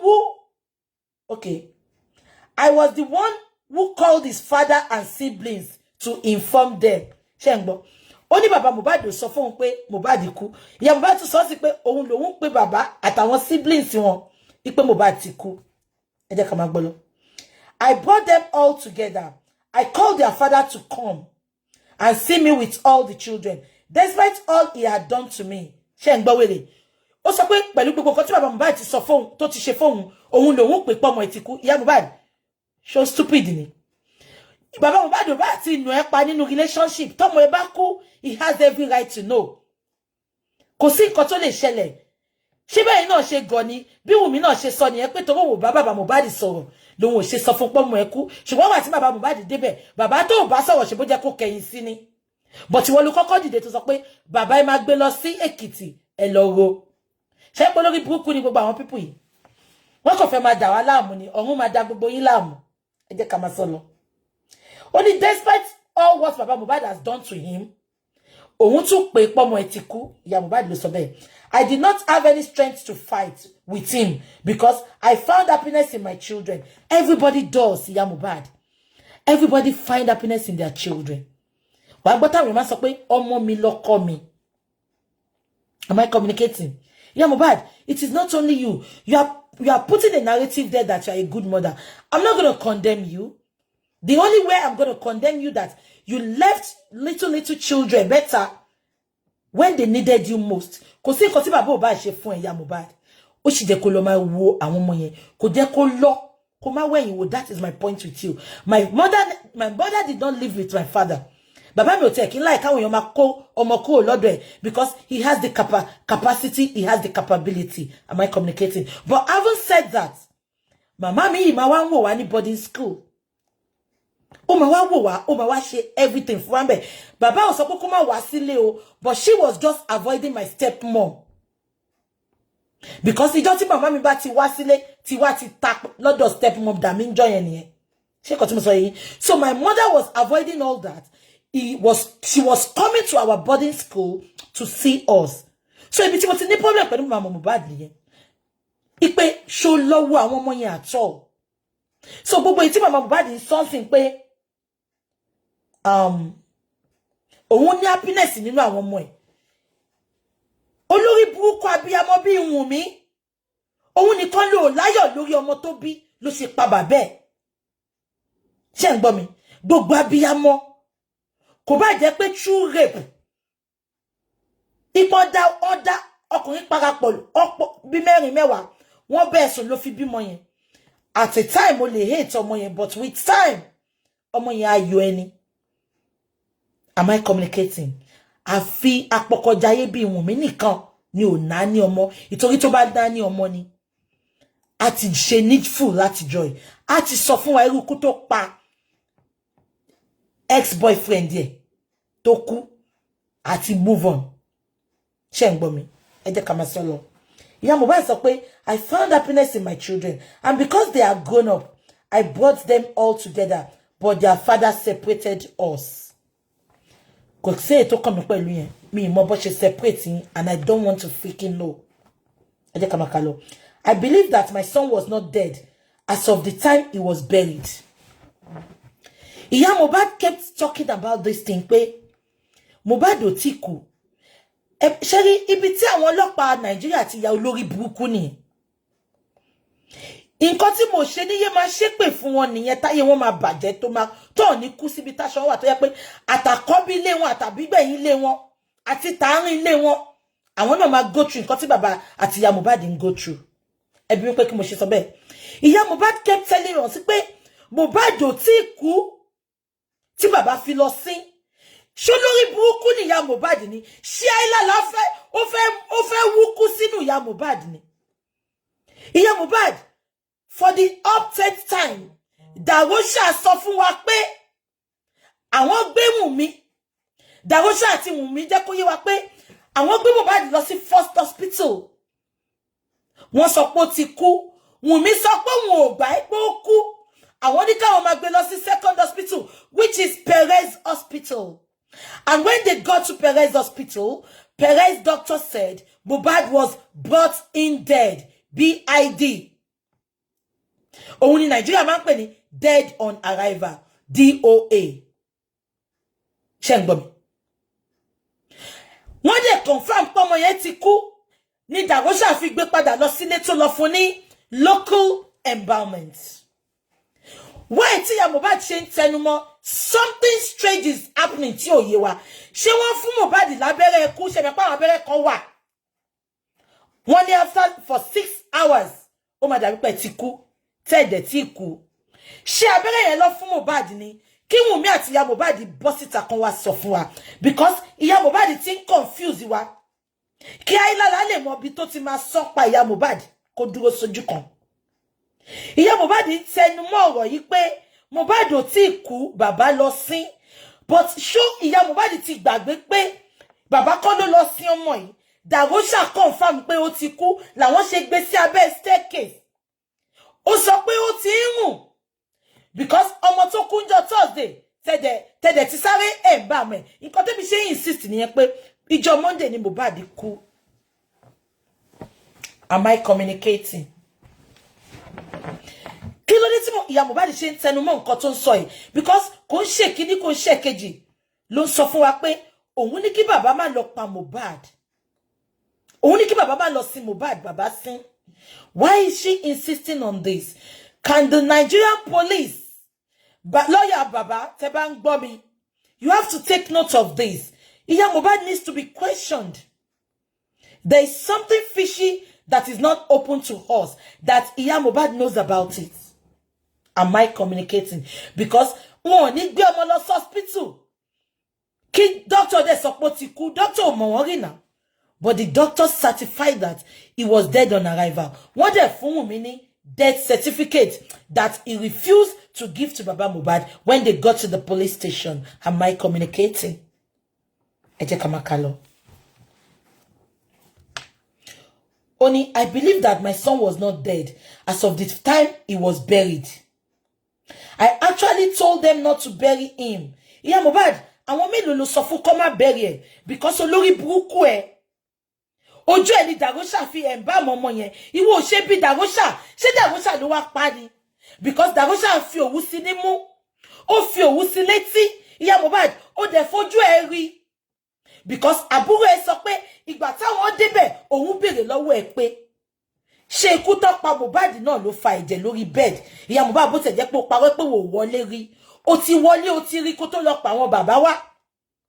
Ìyá Mohbad, ẹni tí ò tí kú, ìwọ ò ṣe bí àbúrò ẹ Darosha olórí burúkú tẹ́ ń dá wà láàmú lórí internet. Ó ṣe bí Darosha pé kí ló dé tó fi òwú sí nímú àtẹ́tí tó lọ gbé yọ̀ sí láyà. Kí ló dé tó lórí burúkú àfà olórí burúkú kí ló dé tó fa irun Mohbad ìgbà tó mọ̀ pé kò tí kú. Ṣáyé gbogbo yín fẹ́ bàjẹ́ ni. Tí ò bá ṣe olórí burúkú Nigeria police tó ń wo ṣe fún yín, ṣó jẹ́ kẹ́ máa dà wá láàmú báyìí, kẹ́ máa play tente pẹ̀lú emotions wa. Ṣó jẹ́ kẹ́ máa joke pẹ̀lú emotions wa. Ẹ̀yin olórí burúkú táyé yín fẹ́ bàjẹ́ tẹ́ mọ̀ ń pákó Mohbad tẹ́ bọ́ta tẹ́ sọ yìí. Ẹ jẹ́ kí máa kà lọ. I believe that my son was not dead before he was buried. Ẹ jẹ́ ká máa kà lọ. Omowunmi did not Owa beg a question in lower. How would you describe the relationship between you and Omowunmi? Mohbad's Agbesun. Omowunmi did not offend me. Yeah, Mohbad no sorry. And I don't have any problem with her. It was Joseph who gave her the effrontery. Ibi tẹ́tí mama pé Wunmi ò mọ̀ pa interview yìí ni. Àti fẹ́ ma ibi tí mo ti fẹ́ ma gbé yín débẹ̀ ni mo ti ń dé. Ó ní ẹ má gbọ́ ya Mohbad no sọ̀rọ̀ yo. Omowunmi did not offend me. And I don't have any problem with her. It was Joseph who gave Omowunmi the effrontery and the authority to treat me anyhow. Ṣé ń gbọ́ mi. Ìyá Mohbad sọ pé Wunmi ò ṣe òun. Ó ní bàbá Mohbad ló gbé àwọn lé Wunmi lọ́wọ́. Kí ẹ bá mi pé bàbá o. Èmi ò ní kí bàbá àwọn nǹkan kan wà tí bàbá máa bá mi dáhùn sí bí. He doesn't need to come on my line to answer that question. He can go to any blogger's platform. Am I communicating? But he needs to answer all these questions I'm going to be throwing to him. Because ẹjọ́ kì í ṣe tèèyàn kí á máa mọ̀ dá. Kí ni Wunmi fi entice bàbá? Kí ni Wunmi gbé fún bàbá initially? Tí Wunmi fi gbé bàbá lé, tó fi gbé ya Mohbad lé Wunmi lọ́wọ́, tó wá fi di gbà kó lé Wunmi. Ẹ má gbàgbé pé ìyá Mohbad ò parọ́ mi báyìí because ìyá Mohbad náà bàbá ti sorry, Wunmi ti sorry pé òun àti bàbá close gan. Ṣé rántí? Wunmi náà sorry. Ó ní we are very very close. Ìgbà tó lọ fún corona inquest, ó ní me and bàbá we used to be very very close. Closeness wọn ló mú bàbá tó mú ọmọ 20 years old tó lọ ń wá oyún. Ṣé ń gbọ́ mi? Now, ìyá Mohbad dẹ̀ confirm mbi. Only Baba Mohbad gave Wunmi the effrontery and authority to treat me like anyhow. Ṣé ń gbọ́ mi? He wanted to control me and Mohbad. Ìyẹn Baba Mohbad. He put all of us under air. Ṣé ń gbọ́ mi? Only Baba Mohbad ó gbé gbogbo àwọn sábẹ́ Wunmi. Baba Mohbad, bóyá bẹ̀rẹ̀ kẹtẹ̀lẹ́ máa lọ sọ fún àbí lọ́yà yín. I want you to challenge àwọn paragraph kan bí báyìí tí ìyá Mohbad ń sọ because àwọn ọ̀rọ̀ yìí wà weighty gan. I'm not going to overlook it. Ṣé ń gbọ́ mi? Bàbá ti járọ̀ ìyá Mohbad nípa ti relationship. Ipe ó tẹ̀ lọ́kùnrin lọ ni. Bàbá gbọ́dọ̀ já irọ́ yìí náà. Ṣé lóòótọ́ ni bàbá gbé gbogbo àwọn family ẹ̀ sọ́wọ́ Wunmi? Because èmi ò mọ effrontery tí Wunmi ní tó gbé phone tó ń ṣépè fún bàbá. Ṣé ń gbọ́ mi? Ṣé ń gbọ́ mi? Wùmí náà dẹ̀ confirm pé òun àti bàbá close gan. Ṣé ń gbọ́ mi? Ẹ jẹ́ ká máa fà lọ.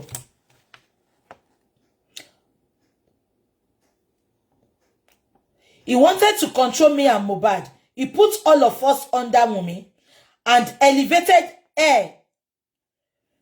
And elevated Wùmí above all of us. Ṣé ń gbọ́ mi? Bàbá gbé Wùmí sí orí gbogbo wọn. Kí ni Wùmí àti bàbá àjọṣepọ̀ wo lọ́jọ́ ní?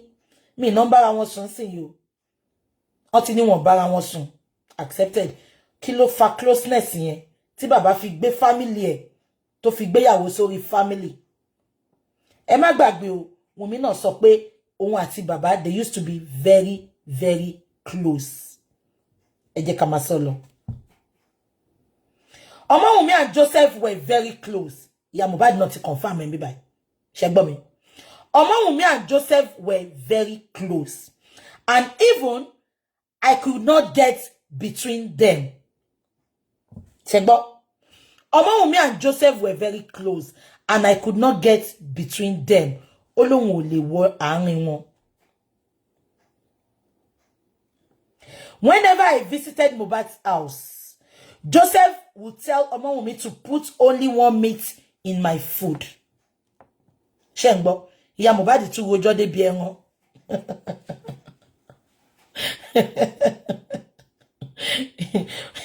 Sherry, kí ló ṣẹlẹ̀ gangan náà?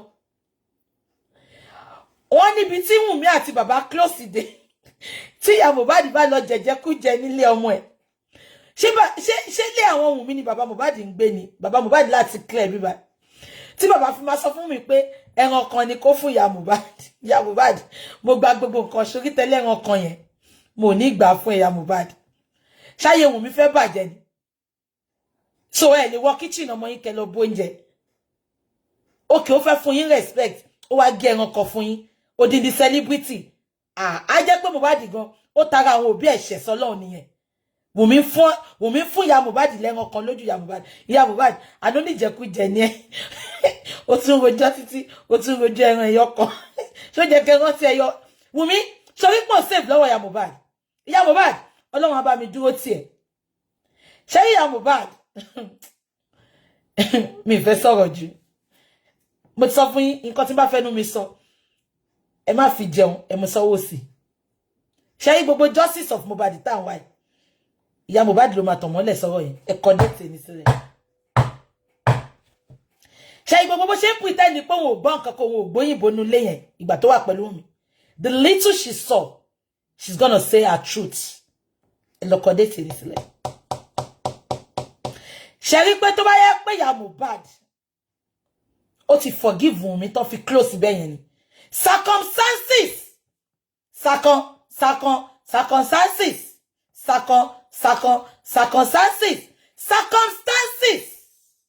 Condition to bend the crayfish. Òun ló jẹ́ kí ìyá Mohbad máa dance to Wùmí song. Ẹ̀yin olóye tẹ́ ń wò mí. Ẹ digest ọ̀rọ̀ yẹn.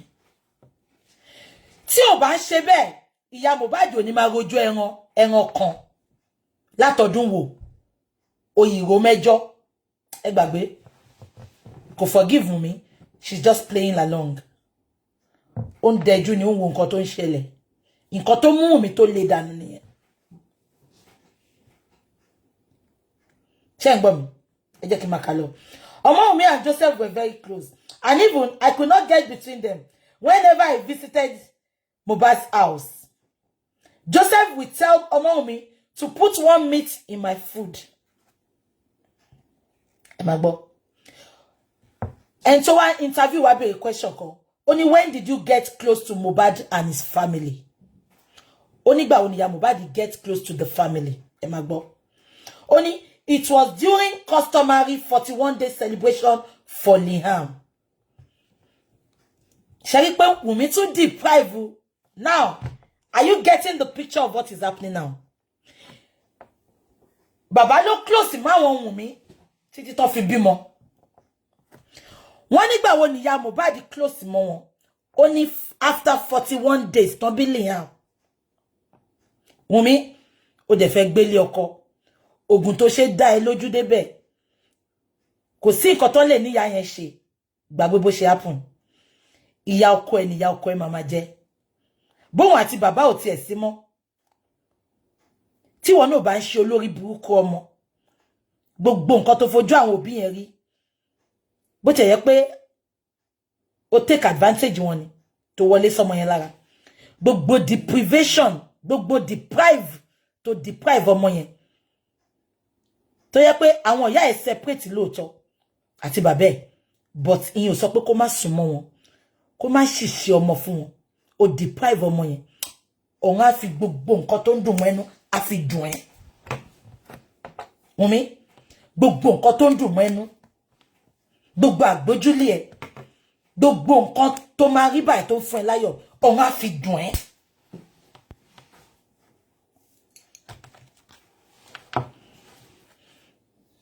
Mohbad bímọ kò sí nǹkan tán lè pè ìyá yẹn ẹ mọ̀ pé mi máa sòótọ́ ẹ gbàgbé ìyá Mohbad lè ní tẹ̀ lọ́wọ́ bọ̀ máa sòótọ́ kò sí nǹkan tán lè pè ìyá yẹn mọ́mí ọmọ yín ti bímọ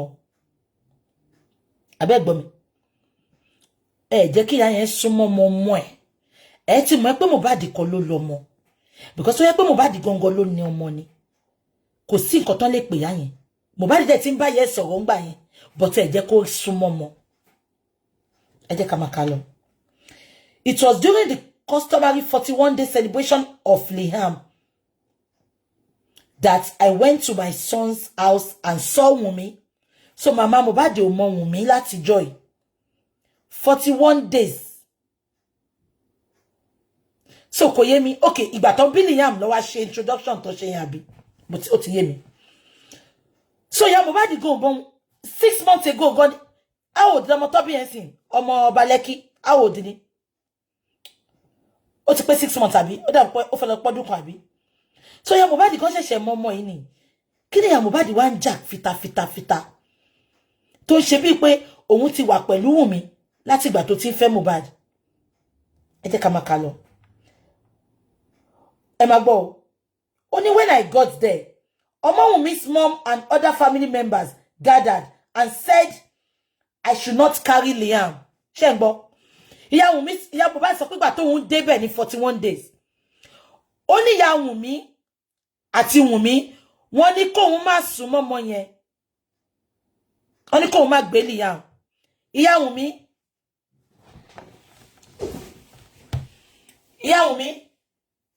gbogbo bí tó bá wà láṣálẹ́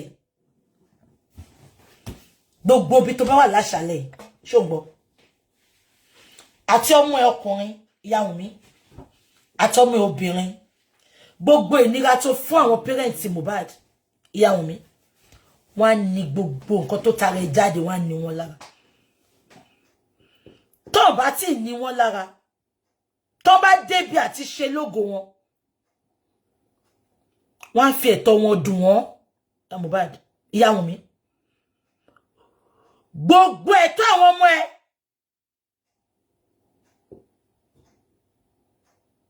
ṣé ń gbọ́ wọ́n fi dùn wọ́n lórúkọ Jésù oníkìyà ọmọ kó má sún mọ́ ọmọ ẹ̀ ẹ jẹ́ ká máa ka reason tó fi ní kó má sún mọ́ mo tún God bless you ẹ jẹ́ ká máa ka reason yẹn lọ.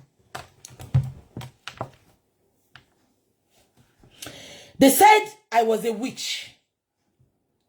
Ṣé gbọ́ nǹkan tó ṣe ní kí Mohbad má gbé ọmọ yẹn ní kó má sún mọ́ ọmọ wọ́n sọ pé àjẹ́ ni àjẹ́ ló máa ń mú àjẹ́ get àjẹ́ ni ìyá Wùnmí as a matter of fact òun ló lórí wọn nínú ẹgbẹ́ òkùnkùn wọn ṣé ń gbọ́ mi nǹkan tó yẹ sọ pé kó má jẹ́ kó kí Mohbad gbé nìyẹn ṣé ń gbọ́ mi wọ́n nítorí Mohbad àjẹ́ ni kò ṣe torí ẹ̀ orò tán ti ṣe fọ́mọ yẹn náà ṣe fẹ́ jẹ́ kó gbé ìyá ìyàwó lè gbé but because ìyá Mohbad ò ń ṣe ìyá ọkọ ìyá Mohbad ò ń ṣe ìyá ọmọ yẹn nǹkan tó ń ṣe jẹ́ kó gbé nìyẹn I am telling you from the place of truth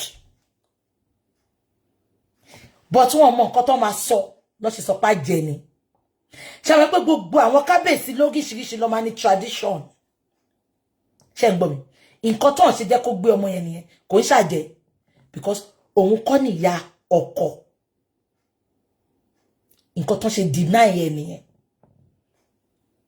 Ṣé ń gbọ́ mi? Ẹ jẹ́ ká máa kà lọ.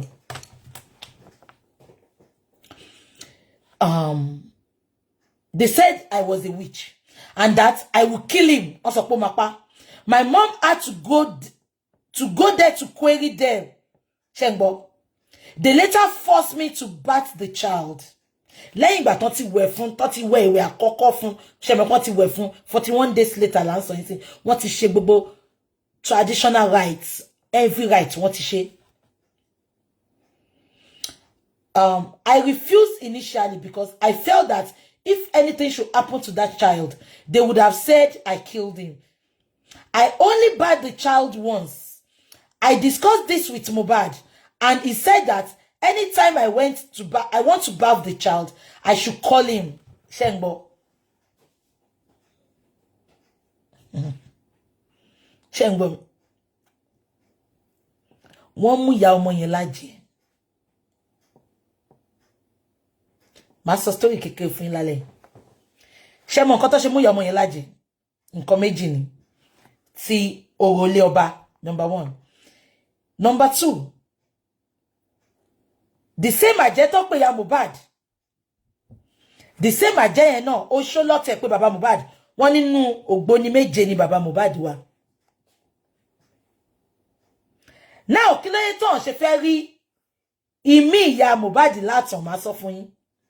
Ṣé mọ̀ pé all this while kí ìyá Mohbad tó showcase ara ẹ̀.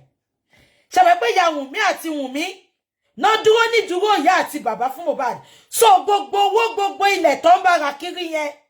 Wọ́n mọ̀ pé immediately tí ìyá Mohbad bá ti present nínú ayé ọmọ ẹ̀. Mohbad ò ní gbé fún ọmọ. Ìyá ẹ̀ ló máa kó fún. Gbogbo nǹkan táwọn ìyá Wùnmí bá ṣe yẹn. Tó ń jí lára ẹ̀ tó sọ pé àwọn bá ṣe. Wọ́n ti mọ̀ pé táwọn bá gbà ìyá Mohbad láyè. Ṣé ń gbọ́ mi? Ìyá ẹ̀ ló máa kó fún. Ṣé mọ̀ pé torí ìyá Mohbad kò sínú life Mohbad. Bàbá náà dẹ̀ súnmọ́ bẹ́ẹ̀ púpọ̀ because wọ́n ti pé bàbá ló ṣó fún Mohbad. So torí ẹ̀ ni communication wọn àti bàbá ò ṣe gún régé. Ṣé ń gbọ́ mi? Ṣé mọ̀ pé wọ́n ti fi kíní yẹn sí ọkàn ọmọ yẹn pé àjẹ́ àtòṣó ni ìyá àti bàbá ẹ̀. Now wọ́n wá rí ìyá Mohbad tó tún wá ń padà bọ̀. Wọn ò fẹ́ rárá because gbogbo ẹ̀tọ́ gbogbo nǹkan tó ń bá Mohbad ṣe tán jí wọ́n mọ̀ pé tí Mohbad bá wà ńbẹ̀ ìyá ẹ̀ ló máa fi gbogbo kíní yẹn tọ́ gbogbo ilẹ̀ ni o gbogbo owó tó ń gbà sákàǹtì yẹn o ìyá ẹ̀ máa mọ̀ ń pa ẹ̀ àwọn ò dẹ̀ fẹ́ because wọ́n ti dominate ilé ọmọ yẹn. Ṣé ń gbọ́ ẹ jẹ́ kí n máa kà lọ.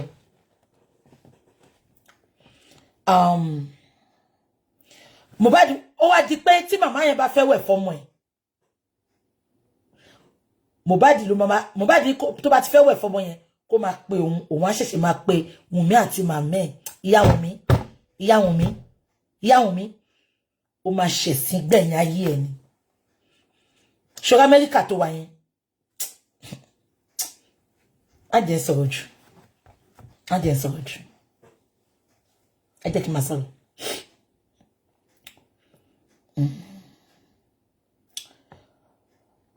Mohbad said when I want to bat the child, I should call him. Ẹ gbà pé bóyá Mohbad fi àwọn ọmọ ìsílẹ̀. Ṣé ń gbọ́ mi? Abiyamọ tó bí ọmọ ẹ̀. Ó gbé ọmọ ẹ̀ fóṣù 9. Ó pọ̀n fóṣù 6. Ẹ wá ní kò lè súnmọ́ ọmọ ẹ̀ àtọmọ ọmọ ẹ̀ pàjẹ́ ni. Wùnmí ọmọ ló gbé dání yẹn.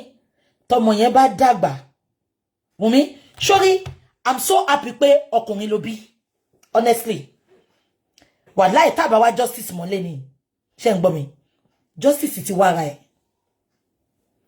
Ọkùnrin tó bí yẹn, Ọlọ́run ń ṣọ́bàkà. Ọlọ́run sọ pé èmi ń bọ̀ kọ́kọ́, èrè mi sì bẹ pẹ̀lú mi. Mo ń bọ̀ TikTok it mess up. Am I love and like, please? Am I love and like? Ẹ̀yin ti Facebook, am I love and like? TikTok ti mess up. Am I love and like? TikTok ti mess up. Hold on, please. Facebook, hold on, please. Any solution, but TikTok ti mess up. Okay. Ẹ jẹ́ kí n ṣe nǹkan tán ní kí n ṣe. Yeah. Any sùn ká dúró de TikTok. Ẹ má bínú. Oh Jesus. Yeah now.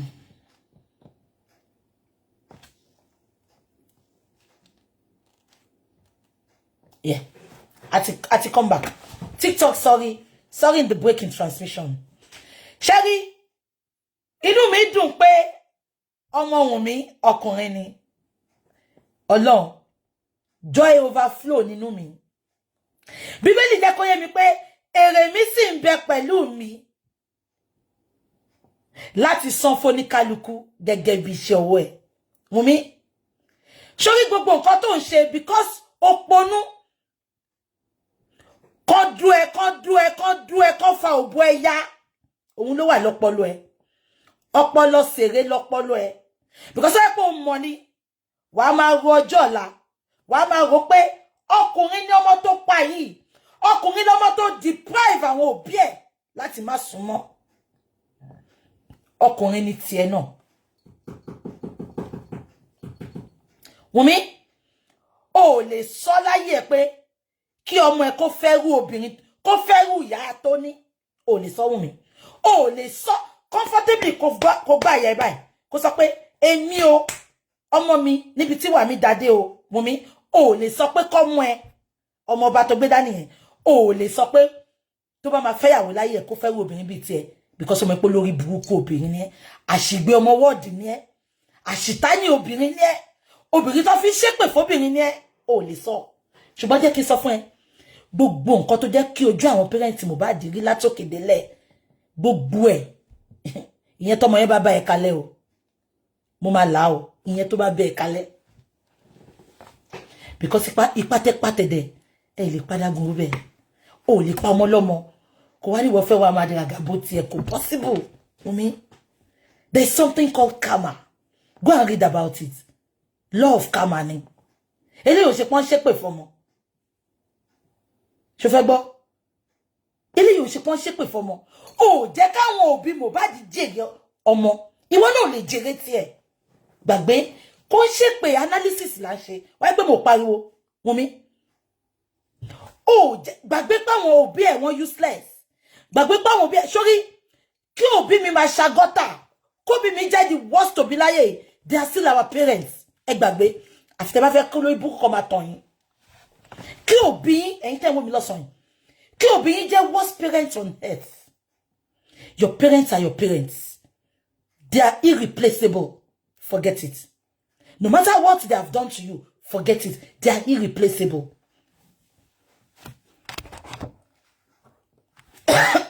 Ṣé ń gbọ́ mi? Wunmi, ó jẹ́ kí ìyá Mohbad àti bàbá Mohbad jèrè ọmọ wọn. Àwa máa sunkún olórí burúkú kiri. Wà náà ṣépè fọmọ owó ẹ̀. Tó bá wùwẹ̀ èpè tó fi lè rán ọmọ ẹ̀, èpè ò lè rán ẹ̀ náà. Ṣùgbọ́n tí mo pò ti wùwẹ̀ èpè.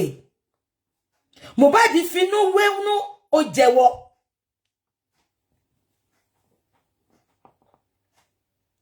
Ó pa ọmọ lọ́mọ, ó wá fẹ́ jèrè tiẹ̀. How is that possible? Ọlọ́run àtijọ́ ló ń pẹ́ múyàn Wunmi. Ọlọ́run ìsìn pay as you go ni. Tó bá bọ́ síta lọ́la tó sọ pé ó di born again, wá yìí jẹ̀yà ẹ̀. Ọlọ́run àtijọ́ ló ń wò ó ṣe fún yàn. Pay as you go ni Wunmi. Ẹ jẹ́ ká máa kà lọ.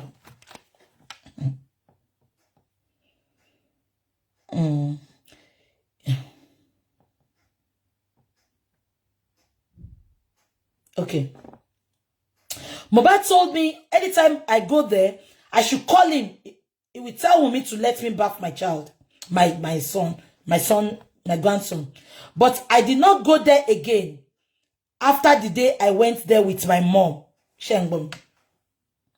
After Mohbad's death, I left Ikorodu and went to his house. When I got there, I asked Wunmi what I had done to offend her. Shengbo. Ya Mohbad ló ń béèrè lọ́wọ́ pé kí lòun ṣe fún láti offend ẹ̀. Meaning pé kí lòun ṣe fún tó fi pa òun lọ́mọ. Ṣé wọ́n ti pé Mohbad sọ pé òun sùn ọmọ yẹn kọjá lójú òun ní Monday òun pé ó ní kò sí nǹkan kan 2 hours later ló sọ pé ẹ ní kò kọ ọmọ mọ́mì mi o ẹ ní kò kọ ọmọ ṣe rántí ìyá yẹn nígbà tó òun débẹ̀ òun ní when I got there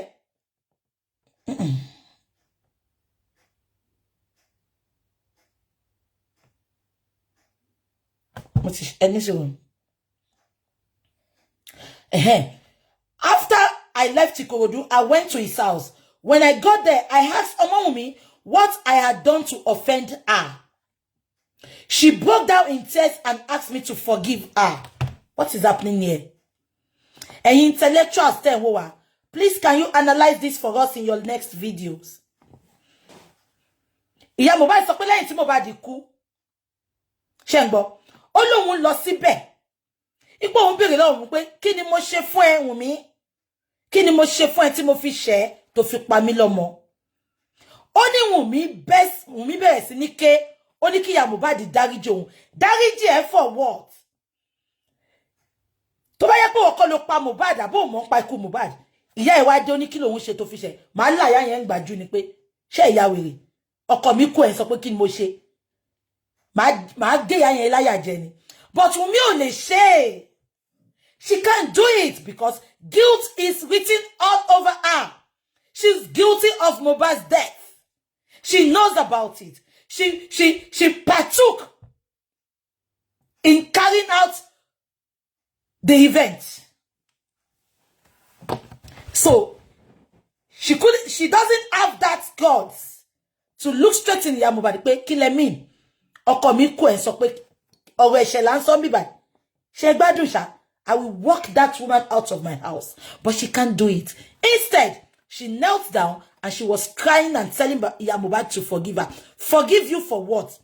Olórí burúkú ọmọ òfò àjẹ́. Mo ti sọ fún ẹ, wò mí dáadáa wò mí. Ṣó ti rí mi? Ẹyẹlẹyẹ ń jẹ sanra. Mo ti ní ká bet. Tá bá rí justice wò mí. Tó bá ṣẹ̀ sí kó ṣe lẹ́yà. Kó ná mọ àlè ni mí. Cut video èkó tọ́jú ẹ̀. Ìtorí jọ́ tá bá rí justice. Má tún sọ fún ẹ. Wùmí, bá mi bet. Tí a bá rí justice, ṣe show fún mi. Tí a bá rí justice fún mi.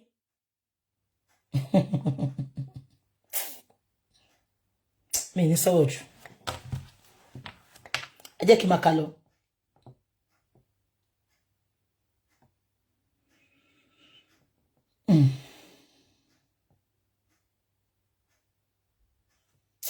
Má bínú, kíni yẹn mo ti Only she broke in tears and asked me to forgive her. She admitted that she knew she should have informed me about Mohbad's death and all that had happened earlier. She said I was very patient and tolerant. Only when we sọ pé òun wà patient, òun dẹ̀ wà tolerant. It is not like I cannot fight any of them, but I was more interested in my son's well-being. It was because of my son and other children that I did not fight anyone. Mohbad loved peace and he did not want me to fight. Omawumi and Joseph were friends and it was pointless to fight any of them. What is happening here? Omawumi and Joseph were friends. It is pointless to fight them. Mama Mohbad, ẹ ti parọ́ ńbẹ̀ yẹn. Tí bàbá àti Wùnmí bá jọ̀rẹ́, èyí tí Wùnmí fi pè yín pọ́mọ kú, bàbá Mohbad ló máa pè. Ya Mohbad, ẹ ti parọ́ ńbẹ̀ yẹn. Ẹ sọ pé ọ̀rẹ́ ni Wùnmí àti bàbá Mohbad, ẹ ló wà pointless kẹ́ bá wọn jà. Bàbá Mohbad jẹ́ kó yé wa pé òun àti Wùnmí ò kí ń sọ̀rọ̀. Wùnmí ló sọ bẹ́ẹ̀. So clear te sọ pé ọ̀rẹ́ ni wọ́n ya Mohbad, ẹ ti parọ́ ńbẹ̀ yẹn. Ẹ jẹ́ ká máa kà lọ. What made Mohbad's father upset started during Liam's christening. He said they should have the ceremony in his house. Of course, first grandchild one here. Tí Wùnmí bá fẹ́ respect bàbá ọkọ ẹni. Ṣé ń gbọ́ mi? Ilé bàbá ló ti jẹ́ kán ṣe lóòótọ́. Ọmọ Naija ni gbogbo wa. Just to give him that honor and respect. The first grandchild. Shengbo. I insisted that it should take place in Mohbad's house. Mohbad actually told me not to get involved with what Wunmi and his father were fighting about, and that if I was upset, I should carry my bag and leave. I reported Wunmi's mom to Mohbad as she was abusing Joseph, and I left. Only ya Wunmi bú. Ìwọ tí family ò bá dá ẹ láàmú, ó mọ nǹkan tó lọ ń ṣe fún ẹ o. Tó bá ti lọ church àbí tó bá ti lọ mọ́ṣáláṣí, kẹ́ máa dúpẹ́ fọ́lọ́run. Ẹ wo gbogbo àwọn olórí Bukky family. Ìyá Wunmi bú ìyá Mohbad àti bàbá Mohbad. Gbogbo wọn bá dàrú. Tẹ́dẹ̀ sọ pé ẹ ṣẹ̀ṣẹ̀ bímọ tuntun. Ẹ ti mọ̀ pé ọmọ àlè lọmọ yẹn ní láti day one. Ọmọ tó gbé wọnú ilé tíjà ti bẹ̀rẹ̀. Ọmọ àlè ni. Ọmọ tó gbé wọlé tíjà ti bẹ̀rẹ̀. Ọ̀nà ọmọ kókó. Ó máa ń fa unity, ó máa ń fa love ni. Wọ́n wá gbé ilé ìwọlé. Ẹ ti mọ̀ pé ọmọ àlè ni from day one. Ẹ lọ bí anybody. Ọmọ tuntun, ó máa ń bring unity. Ó máa ń bring a lot of things sínú ilé ni. Ṣùgbọ́n ọmọ tí Wunmi gbé wọlé, ó fa disagreement, ó fa ìjà, ó fa gbogbo enmity. Ẹ ti mọ̀ pé ọmọ àlè lọmọ yẹn. Ẹ jẹ́ ká máa kà lọ. Mohbad told me, Mom, I cannot do what my dad asked me to do for you. But I don't want you to be supporting him because I know the truth. He does not want me to do anything for you.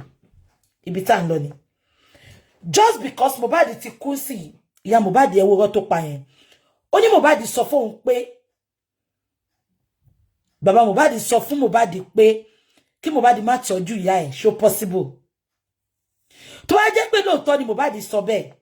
Òun ló mú ìyá Mohbad tó lọ kẹ̀yìn Mohbad àti bàbá ẹ̀ sẹ́yìn ara wọn. Bó tẹ̀ jẹ́ pé Wunmi ti ṣe tó jù bẹ́ẹ̀, ó ti ṣe tó jù nú ẹ̀. Ṣé ń gbọ́ mi? Immediately tí Wunmi ti rí pé ìyá Mohbad ò support bàbá Mohbad, ó wá ń súnmọ́ ìyá Mohbad so that wọ́n lè parapọ̀ jẹ Mohbad níyà. Am I communicating? Ṣé gbọ́ statement tó sọ bẹ́ẹ̀? Báwo ni ìyá Mohbad ti mọ̀ pé Mohbad ti kú ni o. Ṣé pé kò sọ gbogbo yẹn láti jọ́ tó ti ṣe interview. Ipe bàbá Mohbad ó sọ fọ́mọ mi kó má tọ́jú mi. Ṣé pé kò sọ bẹ́ẹ̀. Kàkà bẹ́ẹ̀ àwọn ló fìyà jẹ bàbá yẹn. Tọ́nà dìgbà tí bàbá tó bá lọ máa dóyà Mohbad kan tó tọ́jú ẹ̀ kí Mohbad tó fún lówó kó tó ra mọ́tò fún. Ṣé rántí? But ẹ wo rántí ìyá Mohbad ń pánsìn. Tó bá gbé lóòótọ́ ni ìyá Mohbad ń sọsẹ́. Why tí ìyá Mohbad ò ṣe ti sọ ilé ìmọ̀rọ̀ láti jọ́ tó ti interview ẹ̀ pé òun gangan ló sọ fọ́mọ mi kó má tọ́jú mi. Ó ṣe jẹ́ pé bí tó ti lọ interview ẹ̀ ló ti ń parọ́ ìyá Mohbad. Ó máa ń parọ́, ọ̀rẹ́ ò jọ mí lójú. Ṣé ń gbọ́? Now, ẹ jẹ́ ká máa sọ lọ.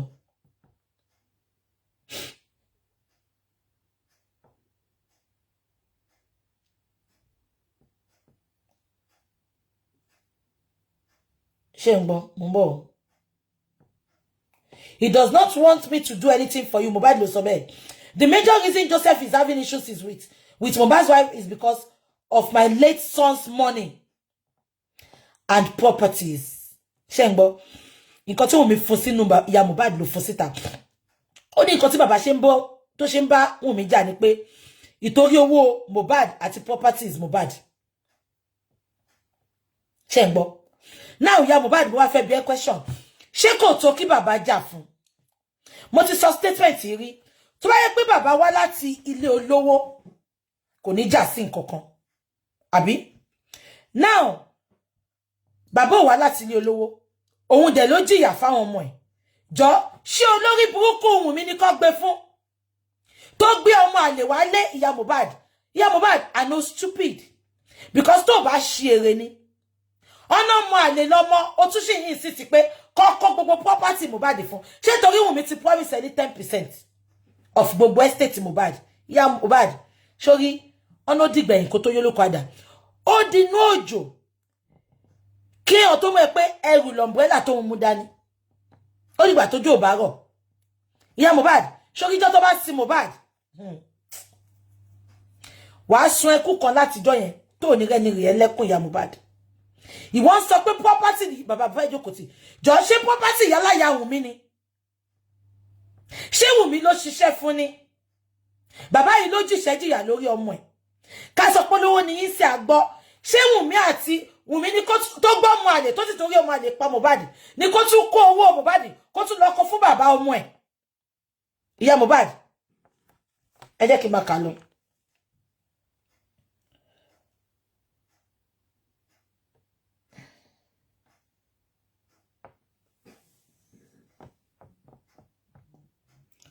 Now, enter interview yẹn wá béèrè question. Only what kind of relationship did you have with Mohbad before he became popular? Emagbo, good question. My child never turned his back on me. He loved me, and because of that, there was no need to fight anyone. Even though I knew that I stood to benefit the most from his wealth. Shebosha, yeah, Mohbad sọ pé, even though I knew that I stood to benefit most from his wealth. Nǹkan tí Wùmí sọ fún nìyẹn. Nǹkan tí Wùmí sọ fún nìyẹn. Nǹkan tí Wùmí ṣe sọ fún pé kó lọ máa ja ìjà kíkorò tó ṣe kọ́kọ́ bọ́ta tó ń ṣépè tó ṣe. Ṣé gbọ́? Ìyá Mohbad sọ pé òun lòun mọ̀ pé òun máa jèrè jù nínú wealth Mohbad.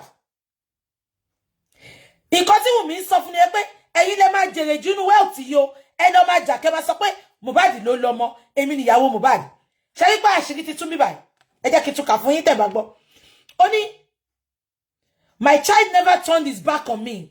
He loved me, and because of that, there was no need to fight anyone. Emagbo, even though I knew that, I stood to benefit the most from his wealth. Ó sọ ni ó dá lójú. Báwo ló ṣe mọ̀ pé wọ́n ló máa benefit most? So ìgbà tó pa Mohbad tó sọ fún ẹ pé àwọn pa tó mọ nǹkan tó pa, nǹkan tó fi short ẹnu ẹnìyẹn. Tó fi lọ́wọ́ against àwọn tó wá justice fún Mohbad. Tó fi pé Tinubu pé kí Tinubu sọ pé kémi má jà sí mọ́. Ó ní kúre ya Mohbad. Mo wo ṣe fún ẹ tẹ́lẹ̀ ni. Ajá ló máa jókòó ẹ. Ṣé rí pé promise tí Wùmí fún nìyẹn. Nǹkan tó ṣe fight tooth and dog nìyẹn. Ipe ká má wá justice. Ṣé rí pé promise tí Wùmí fún nìyẹn. Ó lóhun lòun stand láti benefit most nínú property Mohbad. Ṣé rí ìyá olórí burúkú yìí. Nǹkan tí Wùmí sọ fún nìyẹn. Màmá tí ẹjọ́ yìí táṣìírí bá tú ẹ máa lose o, but táṣìírí ò bá tú ẹ̀yin lẹ máa jèrè jù nínú gbogbo Mohbad. How is that possible? This is a woman tó sọ sí ní paragraph takọ àkọjá yẹn. Ó ní bàbá ìtorí ogún ló ṣe ń jà, but ìyá yìí tún wá sọ sí pé òun lòun máa benefit jù nínú ogún Mohbad. Says who? Olórí burúkú ọdún mẹ́wàá tó lọ ibo ló lọ. Ṣáyé ẹ fẹ́ bàjẹ́ ni ìyá Mohbad. Ta ló sọ fún ẹ, ta ló fi ẹ́ lọ́kàn balẹ̀. They are just lying to you, ìyá Mohbad. Wọ́n fẹ́ yẹ kó dance to their tune ni. Wọ́n fẹ́ kó sọ ọ̀kan tójú ẹ rí. Òwò náà dẹ̀ ti ń parọ́. Ó sọ pé òraṣọ ẹ̀jẹ̀. Ó sọ pé prime boy ló pa ọmọ. Ó ti parọ́ oríṣiríṣi. Just because wọ́n ti sọ fún ẹ pé ìwọ ló máa gain property jù táṣìírí ò bá tú. Ìyá Mohbad, I'm telling you now, they will use you and dump you like a tissue paper. Omo coffee tissue paper, coffee nugbe, kon wa junu bo se ma jo inu niyen. Ìyá Mohbad, you stand to lose. Wunmi is greedy, Wunmi is selfish, Wunmi is self-centered. In the same country, gbogbo nǹkan tí woman yìí sọ, ó jẹ́ kan tì mọ́lé ni. Àbí ẹ̀gbọ́n kan tó sọ, ó ní I stand to gain a lot nínú property Mohbad. Ẹ wo lórí Bukky. Kò ṣe last week lórí Bukky yìí ń pariwo pé kó jẹ́ kan lọ sí ọmọ, òkú ọmọ ń jẹrà. Ọ̀rọ̀ property de ló wá sọ lẹ́ni. Ó sad. Tí Mohbad bá tó ayé ẹ̀ wá, ṣé ń gbọ́, á yan re. Now, ẹ máa gbọ́, I always told him to take care of his dad as well. Sherry, ó lóun máa sọ fún pé kó tọ́jú bàbá ẹ̀. Ọmọ tí ò fẹ́ rí ẹ tẹ́lẹ̀ tó sọ pé Wùmí ò fẹ́ rí ẹ. Ipe Wùmí àti bàbá close. Ìwọ ló tún wá ń pàṣẹ ń sìn. Ṣé ti rí pé kankan ṣẹlẹ̀ ńbẹ̀? Ògùn tọ́jọ́ ṣe sí Mohbad tó kẹ́yìn ẹ̀ sí bàbá ẹ̀, òun ló ń ṣiṣẹ́ ń bí báyìí. Ó jẹ́ ká máa gbọ́ lọ. I asked him to buy a vehicle for his dad. Èmi náà ti sọ, Mohbad tara bàbá ẹ̀ ṣe Ọlọ́run.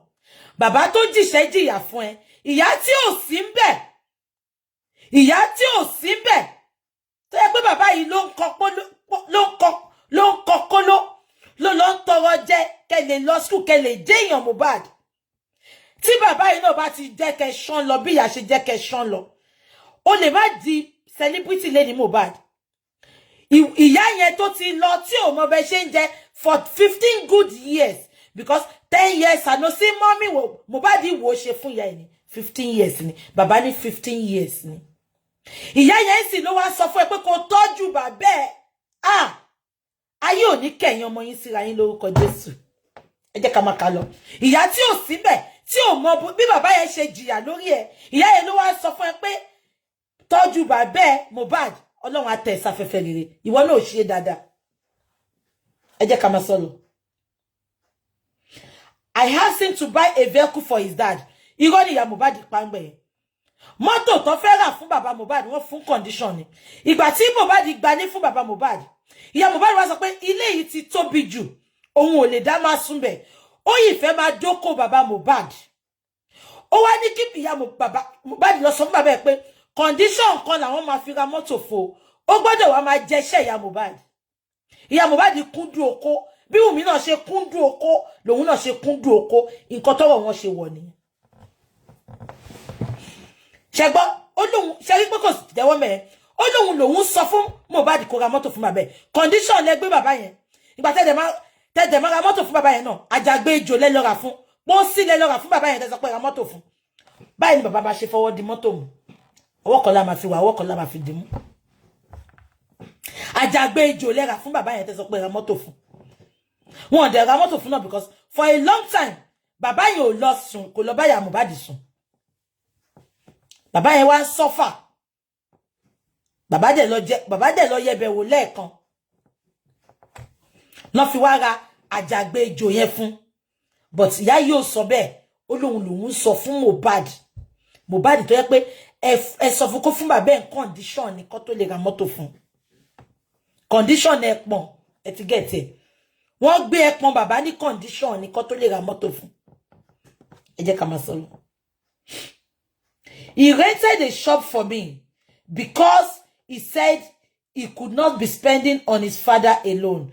Ṣé ń gbọ́ ó ní Mohbad ṣe rí pé ìyá yìí ń parọ́ ìwọ tó sọ pé wọ́n ló sọ fún Mohbad kó ra mọ́tò fún bàbá ẹ̀ ó tún wá sọ sí pé Mohbad rẹ́ǹtì ṣọ́ọ̀bù fún ẹ because ó sọ pé òun fẹ́ máa náwó fún bàbá òun nìkan. Ìyá Mohbad, your words are not, it's not corresponding. Ìyá Mohbad, your words are not aligning. Ó sọ pé ìwọ ló sọ fún kó ra mọ́tò fún bàbá ẹ̀, ìwọ ló sọ fún kó tó náwó fún bàbá ẹ̀. Ṣùgbọ́n tí wọ́n sọ pé ìgbà tó gba ṣọ́ọ̀bù fún ẹ.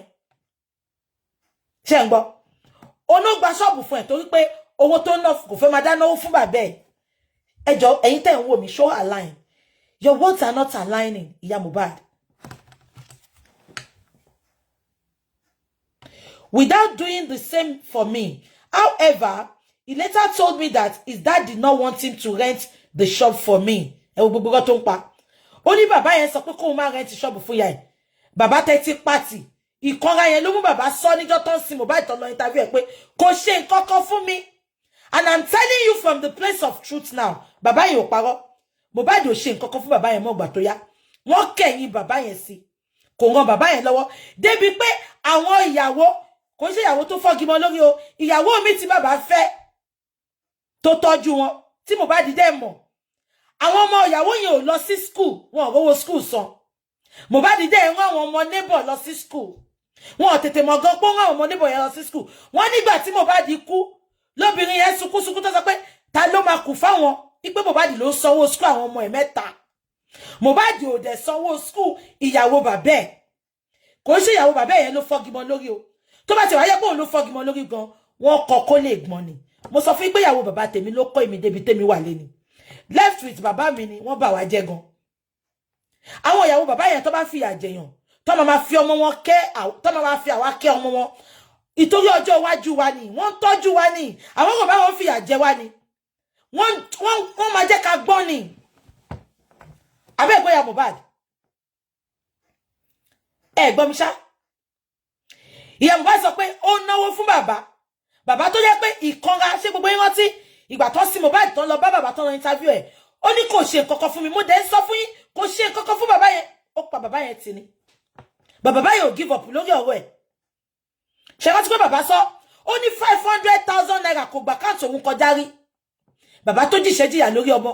Ẹ wo rántí ìyá Mohbad wá ń pa. Ìyá Mohbad ó tún parọ́ mọ́ kó ọmọ ẹ̀. Ayé ẹ̀ mà ti bàjẹ́ ìyá Mohbad. Abẹ́ ìpé gan ló pa mẹ́yẹ. Because tomo yen ba se nkan fún bàbá yẹn á sọ. Bàbá yẹn ní lọ wo account to me. £500 wo gba account to me kọjá rí. 500,000. Chengbo, ẹ jẹ́ ká máa sọ. However, he told me that his dad did not want him to rent the shop for me. And asked me to keep it. Now, you got the only book bring pa. Ẹ bá mi bèrè lọ bàbá. Mohbad ti kọ́kọ́ gba shop fún wọn. Shop tó ń ta oríṣiríṣi nǹkan. Big shop. Ìyá Mohbad jẹ igba wọn ni. Ṣé rí shop tí Mohbad gbà fún lẹ́lẹ́kejì kó tó kú yẹn. Tó sọ pé wọ́n mi fẹ́ lọ ra nǹkan sí fóun yẹn. That is the second shop. Kò sí owó tó lè dá ìyá Mohbad, ó máa ń jẹ igba wọn ni. Shop tó lẹ́ṣẹ̀ lọ gbà fún yẹn kò ń ṣe first shop. Elle interview bàbá Kẹ́bi wọn. Wọ́n ti kọ́kọ́ gba shop kan fún ìyá Mohbad jẹ igba wọn. Àtọ́jú owó àtèrè. Kò rí nǹkan kan. Ṣé ń gbọ́ mi?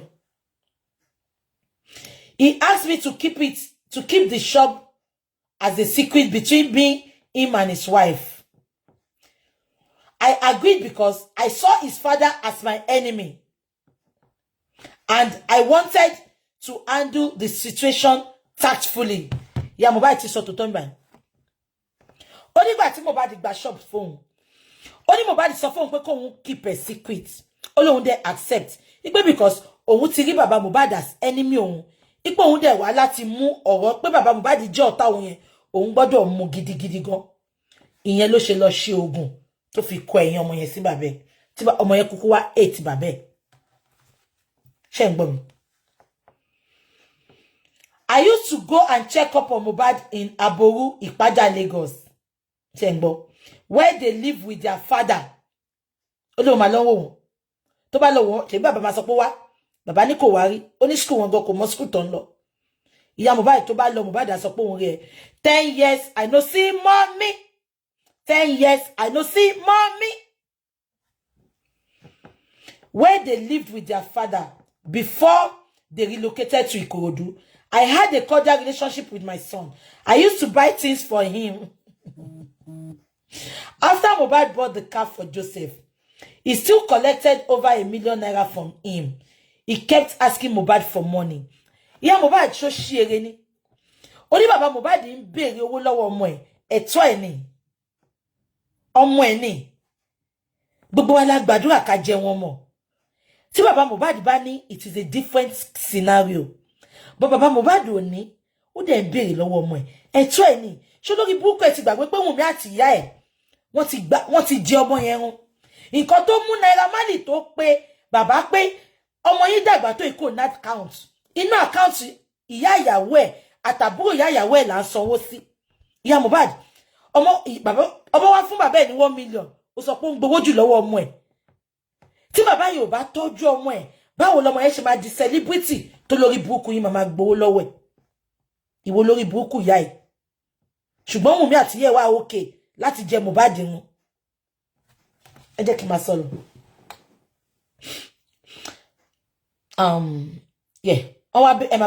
There was a time you made a comment that Joseph is actually not Mohbad's dad. Is that true? Joseph scattered all my children. He did not want them together at all. Baba scatter àwọn ọmọ ẹ̀, báwo ló ṣe possible? Ìgbà tí ìyá Mohbad kúrò nílé, bàbá obìnrin yẹn àtàdúrà, bàbá ló ń look after wọn ní Kòròdú. Ẹ ti gbàgbé ni. So bàbá tó fẹ́ scatter àwọn ọmọ, á dẹ̀ kó àwọn ọmọ yẹn pọ̀, á máa tọ́jú wọn ní Kòròdú. Ẹ jọ̀ọ́ ṣó possible, ẹ sọ fún mi. Ẹ gbà bí kẹ́ra mi kalẹ̀, ṣé ọ̀rọ̀ tó ń sọ yìí possible? Ìyá Mohbad sọ pé bàbá scatter àwọn ọmọ. Bàbá yìí máa ń kó àwọn ọmọ yẹn kiri ni. Ó nígbà táwọn ò rí lé gbé mọ́, òun tún kó àwọn ọmọ yẹn lọ sí ilé ẹ̀gbọ́n àwọn kó máa gbé bẹ́ẹ̀ tí bàbá lọ ń fẹ́ǹdì fún wọn. Ẹ wo ọgọ́ tí ìyá yìí ń pa. Ẹ jẹ́ ká máa sọ lọ. He was actually the one I had Mohbad for. Ó ti jẹ́wọ́.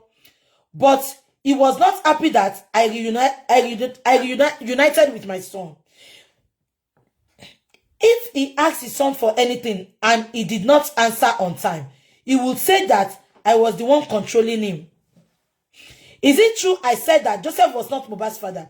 Because if he were his father, I don't think he would be behaving the way he has been doing. He's a good father who is seeking for justice for his son. He's a good father that's seeking for his justice for his son's death, supposed to be behaving in such manner. I don't want him to spoil the life of my other children.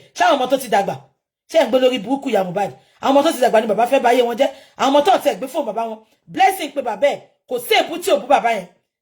Mi fẹ́ play voice note yẹn. Kò sí èbú tí blessing tí ò wojú baba rí. As a matter of fact, gbogbo ìgbà tí Mohbad ń fẹjọ́ Wùnmí bí Wùnmí ṣe bí ọmọ àlè, bó ṣe gbogbo ẹ̀. Gbogbo ìgbà tí Mohbad máa ń rojọ́, gbogbo nǹkan tójú òun rí lọ́wọ́ Wùnmí. Bó ṣe ń sọ fún baba ló ṣe ń sọ fún Blessing. Blessing kan ló kọ́kọ́ bá baba kọ lẹ́tà kan ńgbà kan. Tó fẹ́ fi fẹjọ́ àwọn tó fìyà jẹ Mohbad sùn tí Mohbad wá ní kó má kọ. Blessing gangan ló kọ lẹ́tà yẹn. Blessing yẹn wá pé bàbá ẹ̀ sí wá ń ṣépè fún.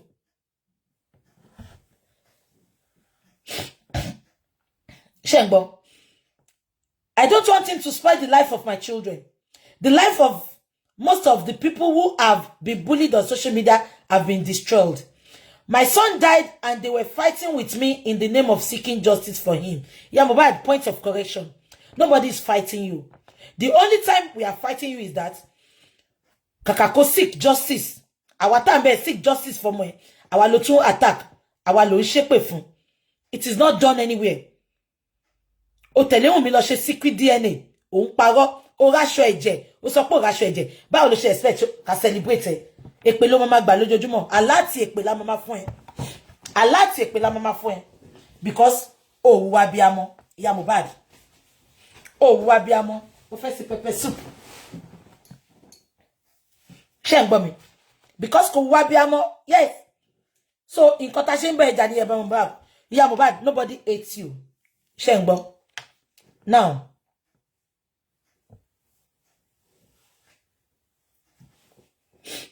yeah.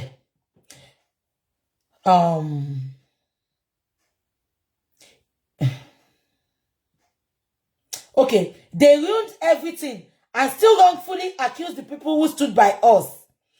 Members of Joseph family started querying me about why I hired a lawyer. I told them that I did not know anything about hiring a lawyer. I asked if it was possible for Mohbad's wife to hire a lawyer for a father-in-law. That is a lie. It was Mohbad's father who scattered the case. He went to see Femi Falana with another lawyer.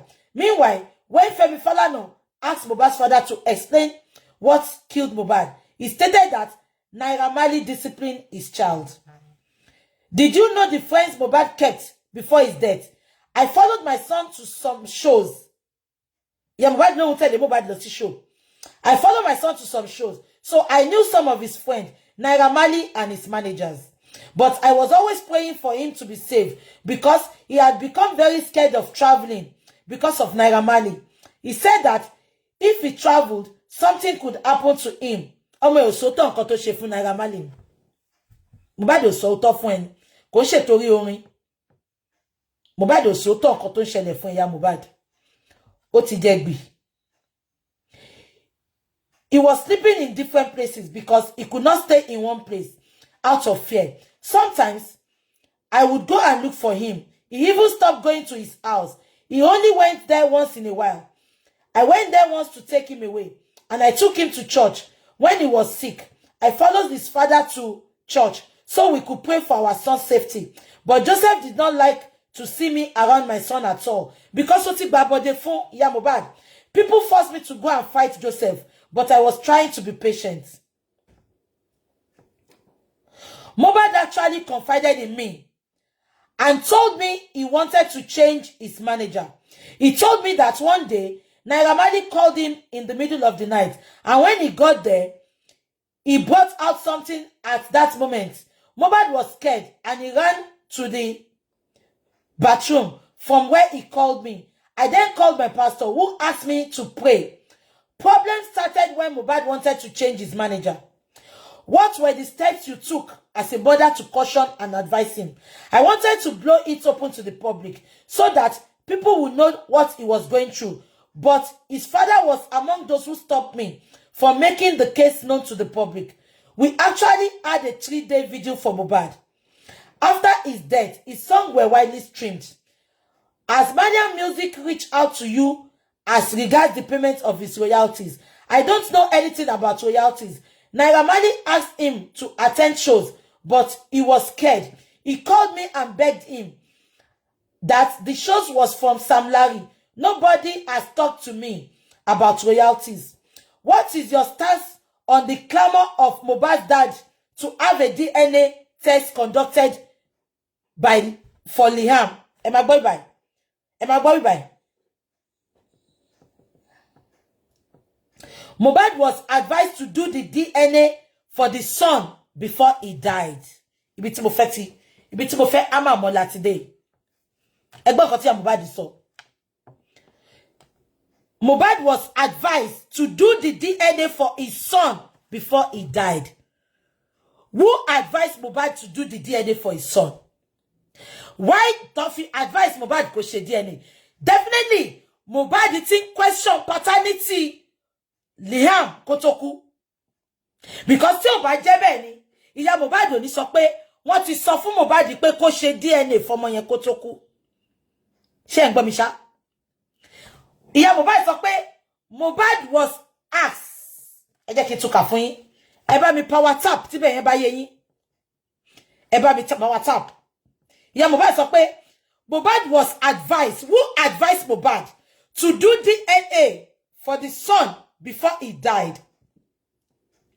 So Mohbad ti ń doubt to paternity ọmọ ẹ̀ gan kó tó kú.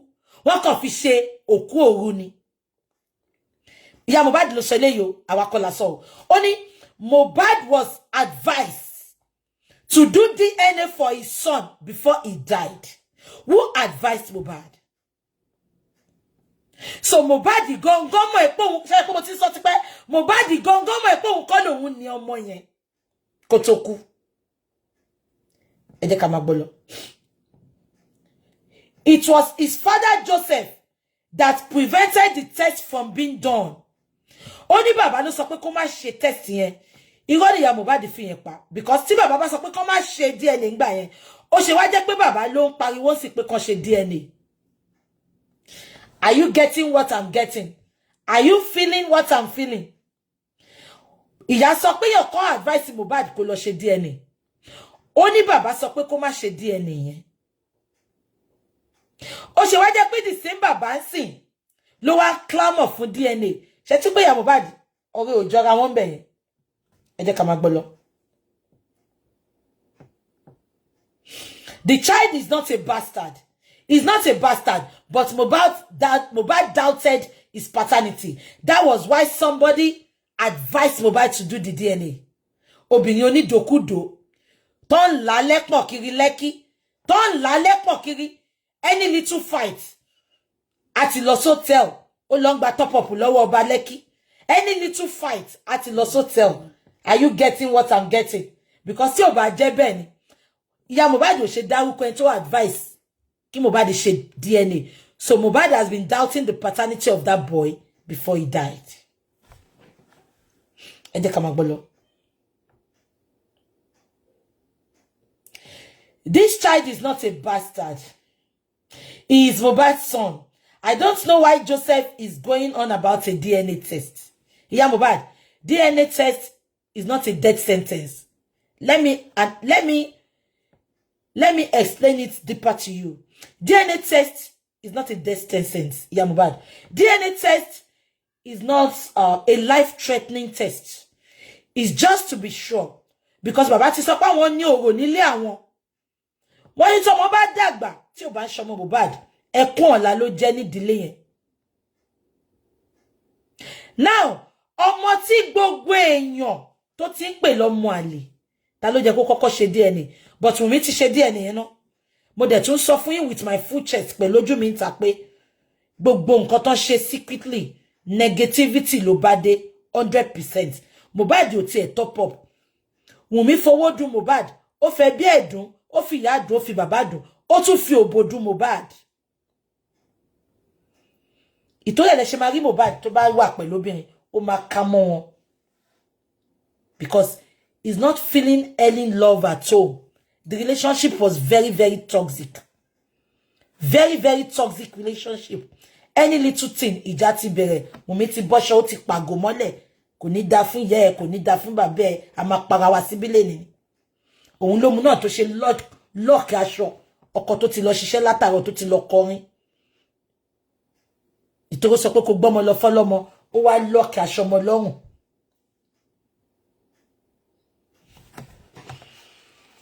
Ẹ jẹ́ ká máa sọ̀rọ̀. Why are you the opinion that Malian Records had a hand in your son's death? Sam Larry beat Mohbad, complaining that he owed him money. Ṣòwò drug ìtàn fi rán Mohbad ni. Because tó bá pé 2 million, tí Sam Larry ń pariwo pé Mohbad jẹ́ òun lòun ṣe ń nà kiri. Mohbad ìgbà tó ralé, ṣé rántí pé manager Mohbad, ó sọ pé Mohbad ó kúrò nínú ilé Malian pẹ̀lú 72 million. Mo wá rí owó tí Mohbad lè jẹ Sam Larry. Sam Larry ní 2 million ló jẹ òun. Ṣẹ̀ṣọ́ pé 2 million ní ṣá. Àbówó tó jẹ́ pọ̀. Then on jàjà pé kó gbé ọmọ ọwọ́ ẹ̀ sílẹ̀. Are you thinking what I'm thinking? Because Mohbad Sam Larry sọ pé ó jẹ òun 2 million. Mohbad máa ra lé. Ṣé rántí pé wọ́n kíkú landlord. Spending there sọ pé òun ní recording. Ìgbà tó ń sọ fóun pé òun lòun nílé yẹn.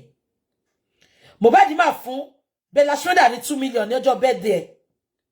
Kò dẹ̀ rí 2 million sọ fún Sam Larry.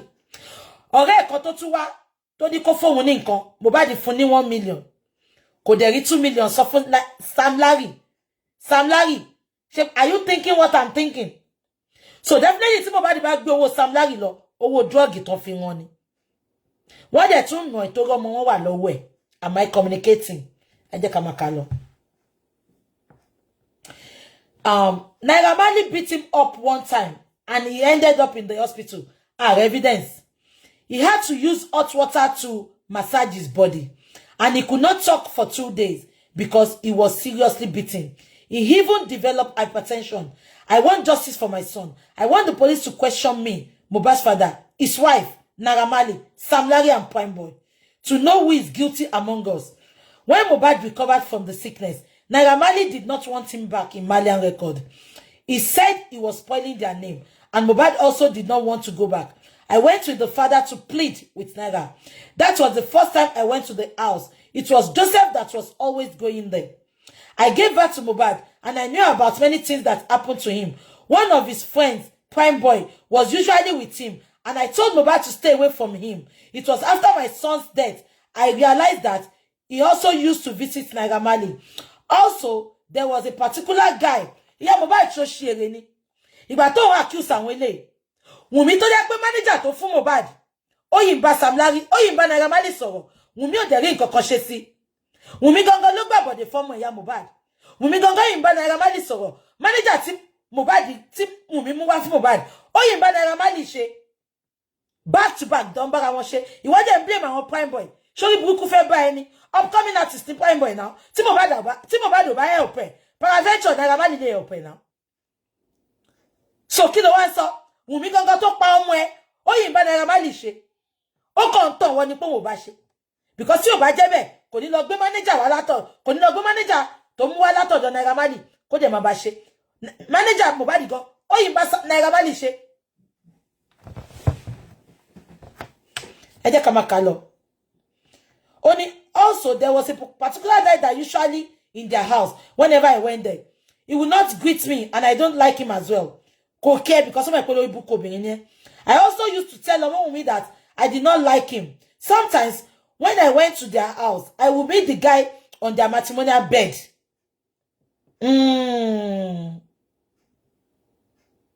Ìyá Mohbad sọ pé ọmọ boy tó wà nílé Mohbad tó wò like yẹn. Ó ní tóun bá lọ sílé Mohbad. Ẹ jẹ́ kí n kà fún yín.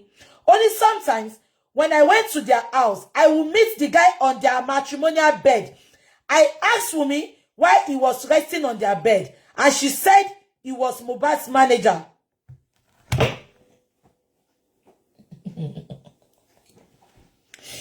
Ṣé ti pọ̀rọ̀ ti sọ́ra ẹ̀? Àbájọ tó ń doubt paternity lóríṣiríṣi. Ìyá Mohbad is revengeful. Thank you, Sister Yemi. Ìyá Mohbad is revengeful. Ìyá Mohbad ló máa kàn Wùmí lẹ́sẹ̀. Ẹ lọ kọ sílẹ̀. ìyá Mohbad ló máa sọ little tó mọ̀ níwọ̀n bá àgbà tó wà nílé yẹn. Ẹ lọ kọ sílẹ̀, ẹ kọ date ní sílẹ̀. Ìyá Mohbad is revengeful, absolutely. Nǹkan kan ìwà nù ìyá Mohbad tó ń dìmú towards Wunmi. Kò gbàgbé o. Gbogbo eré tí ajá ń bẹ́ kan Wunmi ṣe yẹn. Ó ní nǹkan tó fẹ́ mú wá ní. Ẹ lọ kọ sílẹ̀. Nǹkan tó fẹ́ gbà ló fẹ́ gbà. Ẹ gbọ́ nǹkan tó sọ nsìn. Ó lóun ò like bọ̀bọ́ kan ipe kò kí n kí òun nínú ilé Mohbad. Infantry wo ni bọ̀bọ́ yẹn ní tí ò fi ń kí ìyá Mohbad just because ìyá Mohbad ó inch báwo lè ṣe máa ń pè kí ni ẹ̀ ó disturb òun àti Wunmi because tí Mohbad ò bá sílé tí ìyá Mohbad bá lọ ó lóun máa ń rí bọ̀bọ́ yẹn lórí bẹ́ẹ̀dì pẹ̀lú Wunmi ó lóun máa wá ń bi Wunmi pé kí ló dé tó ṣe ń sórí bẹ́ẹ̀dì wa àtọkọ ẹ ó ní Wunmi máa ń sọ pé mánéjà ni so mánéjà náà tún tọ̀ síbẹ̀ fún ẹ àná lórí burúkú lọmọ yẹn ẹ ní gbégbó eléegun ẹ ní gbẹ́jáde apẹ̀rẹ̀ gbogbo ẹ̀yin tẹ̀ ń wò mí ọmọ yín ò ní ṣìgbé ẹ̀yin ọkùnrin tẹ̀ tí máa rí ẹ ní ṣìgbé ẹ̀yin obìnrin tẹ̀ tí máa rí ẹ ní ṣìfẹ́ àṣìgbé obìnrin ni Wunmi infringement thank you ẹ gbọ́ ṣá èmi náà wo ìgbà tí mo kọ́kọ́ ń ka kíní ẹ̀ pé kí lóyún tí yẹn ò ṣe ní kí ìyá Mohbad tó jẹ́ màmá bínú ó lóun ẹ̀gbọ́n kan tó sọ ó ní I don't like that boy kí ló dé tí ìyá Mohbad ṣe sọ̀rọ̀ yẹn bí ìyá Mohbad fẹ́ tọ́ náà mọ́lẹ̀ sí ni pé ọmọ yẹn èmi náà mọ̀ ẹ́ pé kò ṣe mọ̀ pé mo sọ pé ó sọ ṣe é rántí pé mo ní ó sọ fún yàn kan pé òun náà mọ̀ ẹ́ pé ọmọ Liam yẹn ọmọ àlè ni ṣùgbọ́n òun ò fẹ́ yẹ kí tòun gbé ṣe ti rí pé narrative yẹn ló fún wa nígbà pé Wunmi go mọ́ ẹ̀gbọ́n kan tó sọ ni báwo ni ìyá Mohbad kan ṣe mọ̀ pé manager ni ẹni yẹn gan lè má jẹ́ manager because ìyá Mohbad ò mọ̀ manager Mohbad ó lè jálè tó ń gbé wá láti ta gan ni tí Mohbad ò bá sílé am I communicating get ya because ìyá Mohbad gan mọ̀ manager nǹkan tí Wunmi sọ fún ló sọ ipe manager Mohbad ni ṣe rẹ̀ pé ó lè jẹ́ ọkùnrin tó ń gbé wá láti ta gan because tí ò bá jẹ́ bẹ́ẹ̀ ni wọn ò ní sọ fún Mohbad pé kó lọ ṣe DNA fọmọ yẹn kó tó kú get ṣe mọ̀ pé ẹni tí Wunmi ń gbé wá nílé yẹn kò ṣe manager Mohbad because tó bá yẹ pé manager Mohbad ní lóòótọ́ á kíyà Mohbad báwo ni manager Mohbad ò ṣe ní kíyà Mohbad Wunmi àṣàdà come here bó bá ṣe rí ẹ ṣe tú eléyìí gan ti tó evidence láti request fún DNA ṣé pé Mohbad ti sọ tòótọ́ bí èpè burúkú ni Wunmi gbéṣẹ́ ẹni kó bọ́ta kó sọ pé mo parọ́ ó gbé ìyàwó mi ṣe ó gbé ìyá Mohbad fẹ́ lè máa ké ó ní kò ń ṣe bẹ́ẹ̀ mo ṣe sọ kò ń ṣe bẹ́ẹ̀ mo ṣe sọ get ṣá ó gbé ìyá Mohbad ṣe pé ó gbé ṣe pé gan ipe interview olórí burúkú ló lọ grant pé ṣé òun sọ pé kó lọ grant interview àánú ìyá yẹn ṣe mí ìgbà tí mo gbọ́ torí ẹ̀ mo ṣe ń wò ṣe fún lọ́sàn-án Wunmi fìyà jẹ wọ́n gan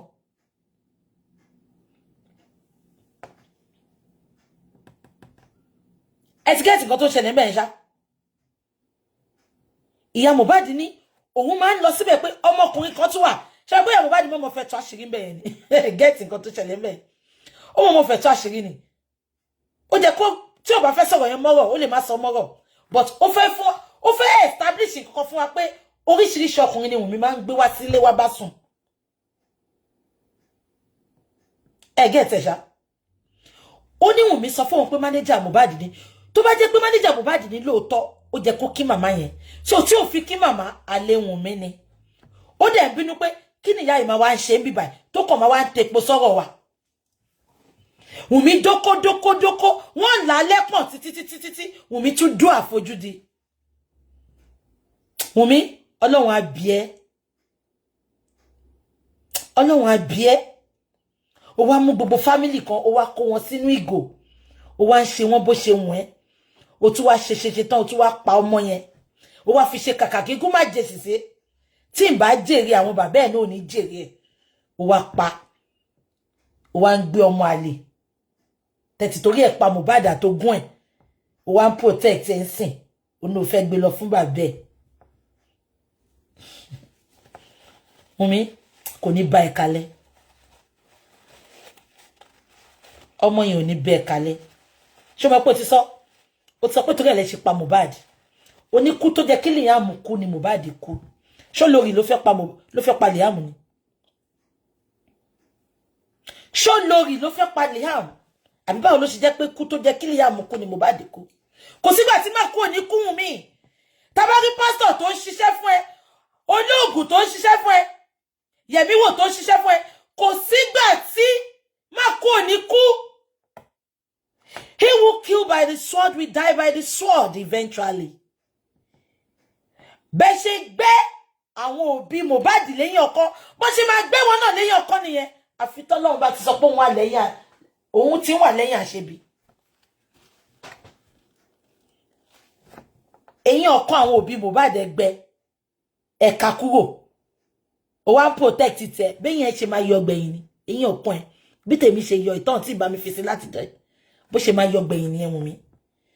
Ó gbé àwọn òbí kan lẹ́yìn ọkọ just because they have no power. Just because they entrusted you with their son. Ìwọ ká wọn lẹ́yìn ọkọ, ó wá protect tẹ. Mi rí nǹkan tó lè fi protect láyé. Ayé ká ẹ lẹ́yìn ọkọ.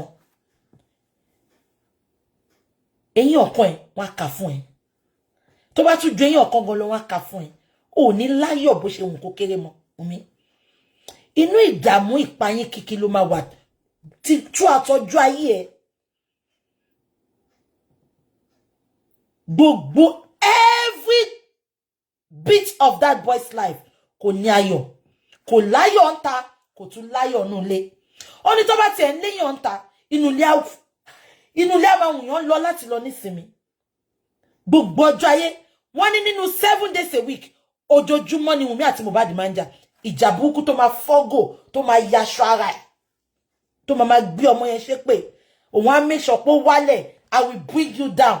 The way tó ń ṣe mú sórí báyé little cash ṣe bàjẹ́, báyé tiẹ̀ náà ṣe máa bàjẹ́ ni. I will tell you I'm a woman. I will bring you down. I will bring you down. Wùmí wá jókòó sí kò wò pé kí ọmọ ẹ̀ náà wá dàgbà ńjọ́ kan. Kí obìnrin tó fẹ́ sílé kó máa sọ pé òun máa ba ayé ẹ̀ jẹ́.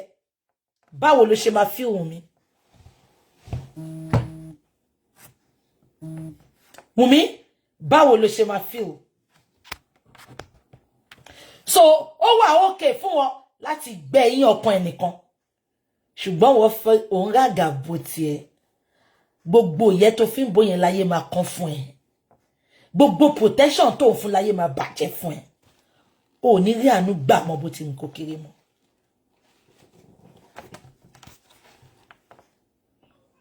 Ẹ jẹ́ ká máa kà lọ. Whenever I went there, the boy will not greet me. And I don't like him as well. I also used to tell me that I did not like him. Sometimes when I went to their house, I will meet the guy on their matrimonial bed. I asked Wumi why he was resting on their bed. And she said he was Mohbad's manager. Baba yon manager Mohbad. I wondered why he told him that the guy would disclose whatever happened in Mohbad's house to Naira Marley. Because whenever he left their place, he would go straight to Marley's house. How can I be happy over the death of my son? I went to church on Sunday for Thanksgiving and he died on Tuesday. Yeah, but why did he correct Arensi? Some people have claimed that your son appeared to them in dreams. Have you seen him in your dream since he died? I see my son every day in my dreams. He always comes to see me. I believe I will surely get justice. And me, Mohbad, I'm about justice. But not the way his father is going. Mohbad, don't worry. You cannot dictate how we are going to get justice. We are just going to get justice. Okay, Mohbad. Any bullets, taban pass sensing, wash a farada. But no lang ba bullets. Emi no ba bullets.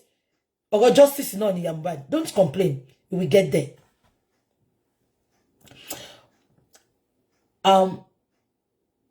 But I know one day we will get justice, but not the way his father is going about it. I am not disappointed that my son is no more. It is the will of God. It had been written that all those behind the death of my son will die the same way my son died. Amije Suya Mohbad. Mohbad stood by me every time his father was fighting me. He told me that his father was always cursing me and he could not withstand the curses. But I told him not to leave his father to God. You said you did not want Mohbad to be buried as quickly as he was intervened. Why is it that? After they exhumed his body, I thought he would be alive. I tried everything possible for him not to die. For 5 days, I was on the Arakeji prayer mountain to pray for him not to die. Yeah, Mohbad diro lo pa. Ó sọ pé ìgbà tó ọ̀sẹ̀ méjìlá fi rojú enta ìyá Mohbad. Ìgbà tó sọ pé kí ló dé tá rí enta. Ó sọ pé ní kó má sọ̀rọ̀. Ó sọ pé orí òkè ló lọ. Ìyá Mohbad ó ti fi rokun bí báyìí o. Ká sọ pé ó sọ fún wa pé orí òkè ló lọ. A máa gbàdúrà fún ẹni. Ìgbà táwọn Ìyábọ̀ lọ package wa, ó sọ pé orí òkè ló lọ. Ẹ má gbọ́. Before his death, there was a prophecy that someone's son was about to die. Irola wo ni Ìyá Mohbad pa. Ìyá Mohbad ní prophecy ti wà pé ọmọ èèyàn kan máa kú. Ìyá Mohbad ò sọ gbogbo eléyìí níjọ́ tó kọ́kọ́ sọ̀rọ̀ fún wa. Ìyá Mohbad, why are you lying? Ẹ má gbọ́. Before Mohbad died, there was a prophecy that someone's son was about to die. They asked all the mothers there to pray. I did not know that it was my son that the prophecy pertained to. I also went to another prayer mountain and dropped 50,000 naira for prayers to keep my son alive. Ṣé get nǹkan tó ṣẹlẹ̀ ńbẹ̀? Kí ló tí Mohbad ṣe ń lọ sórí prayer mountain ipe kọ́mọ òun má kú? Ṣó ti rí traces kan ni? Ṣó ti sọ nǹkan kan fún ni? Ẹ get ibẹ̀ yẹn. Ó lóun lọ sórí prayer mountain méjì. Ó lóun fi 50,000 síbì kan. Ipò òun gbàdúrà kiri kọ́mọ òun má kú. Ṣó ti gbọ́rọ̀ bí kan ni? Ṣó ti sọ plan fún ni? Ìyá Mohbad didn't have a lot to tell us, but she's not talking. What is happening?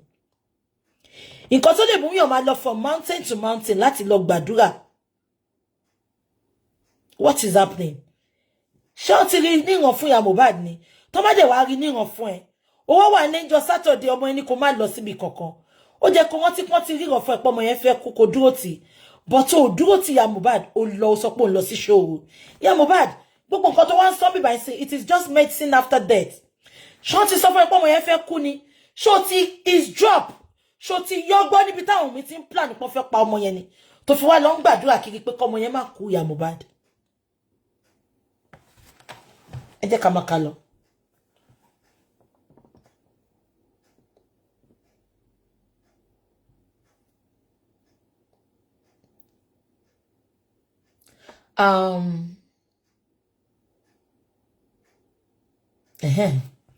Only I dropped 50,000 for prayers to keep my son alive. Before he died, he had promised me a lot of things. With the kind of glory my son died, I believe that my suffering was over. Joseph is responsible for scattering the family. I tried to take Mohbad from him so that I could give him proper care, but I couldn't. I did not know my child would die that way. Even after his death,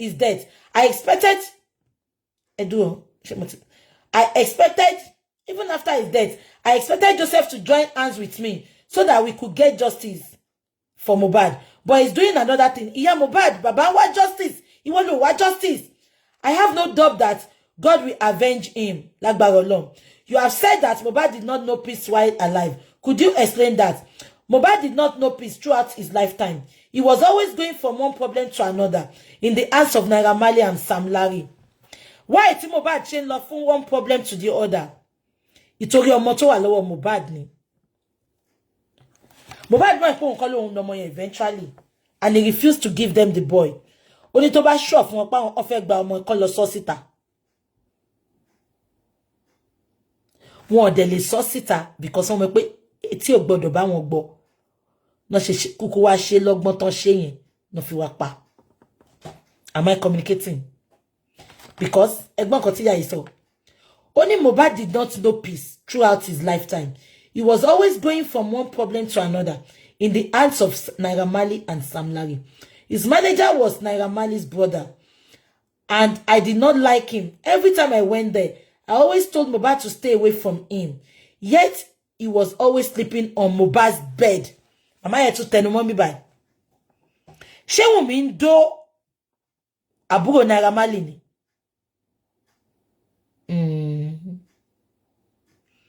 Ṣé pé méjì ni màmá sọ pé òun rí bọ̀bọ́ yẹn lórí bẹ́ẹ̀dì tí Mohbad àti ìyàwó ẹ̀ ń sùn. Màmá yẹn mọ̀ọ́mọ̀ fẹ́ kó bá Wùnmí ni. Facebook, I love and like. Me, love and like in Facebook. Ṣé gbogbo yín ti gbọ́ nǹkan tí mo sọ sìn? Màmá yẹn tún sọ mí báyìí pé òun ò like bọ̀bọ́ yẹn sẹ́.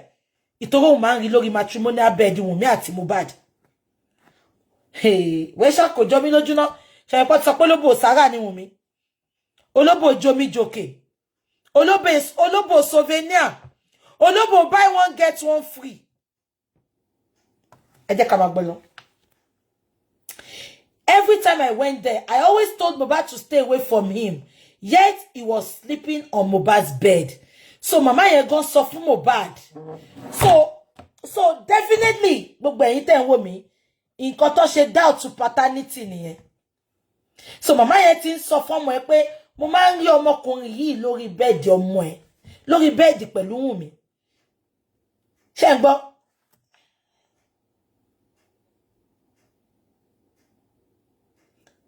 I told Mohbad to keep away from everyone associated with Naira Marley and should not work with them anymore. But Wùnmí ò gbọ́ ìyá Mohbad. Manager tí Mohbad lò tó fi kú, Wùnmí ló mú wá fún.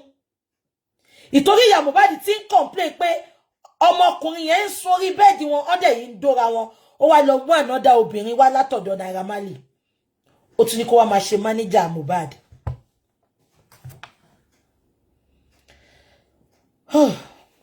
I told Mohbad to keep away from everyone associated with Naira Marley and should not work with them anymore. I had always been involved with my son's life. Every curse that Naira Marley rains on me will return to him. Did you envision that Mohbad will be popular and wealthy?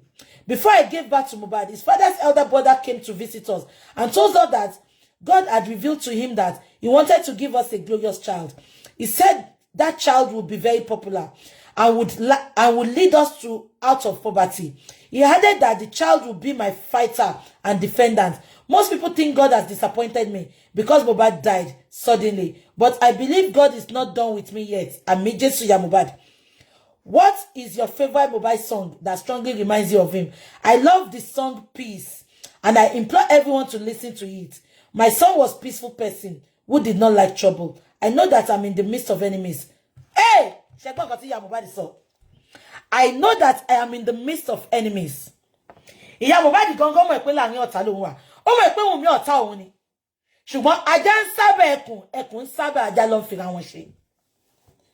Ìyá Mohbad ò like Wùnmí o. Ó dẹ̀ ṣì ní ẹ̀san tó fẹ́ gbà lára Wùnmí gidi gan. But just because kò fẹ́ yẹ kí tiẹ̀ gbé.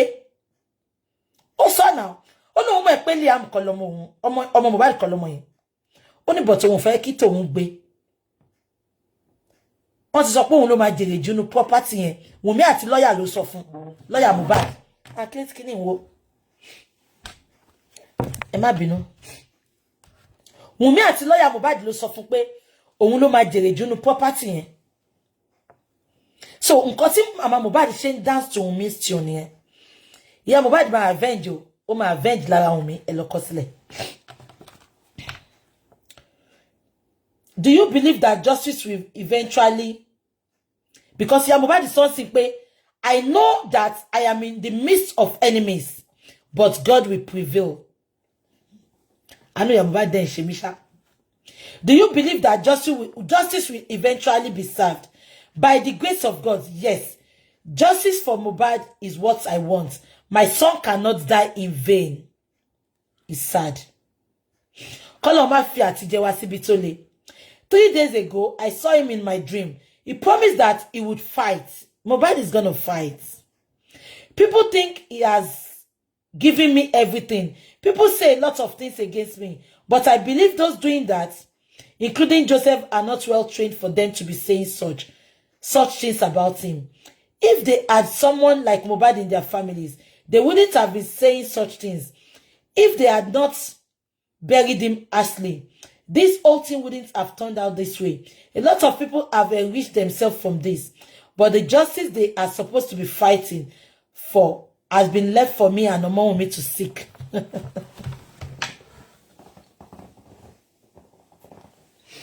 ìyá Mohbad sọ pé justice tó ń wá ó ní gbogbo wa ò wá justice fún Mohbad ó lóun àtọmọ Wùnmí làwọn wá justice Wùnmí tó bá yẹ pé òun wá justice lóòótọ́ kọ́lọ̀ ń fọ̀mù kẹ́ ṣùgbọ́n tó bá wá justice Wùnmí ikú òjijì fall on you olórí burúkú ọmọ wèrè bá gbé update síta Liam máa tó pọ́dún kan ṣé ń gbọ́ olórí burúkú ọmọ ìṣẹ́mọ̀ nǹkan tó ṣe gbé statement yẹn síta ìtòrò ti rí pé bàbá sọ pọ́n fóun gate bàbá ṣe lọ ṣe fídíò gate yẹn olórí burúkú wá gbọ́mọ tó ń rìn ẹ̀rí pọ́mọ yẹn kẹtàn ni bàbá ẹ̀ ló jọ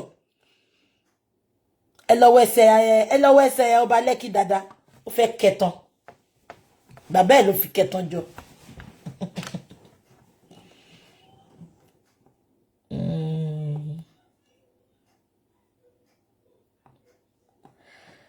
TikTok wọ́n ti gbé wa kúrò TikTok wọ́n ti restrict page yẹn TikTok ẹ comment ṣe ń gbọ́ ẹ ń rí mi TikTok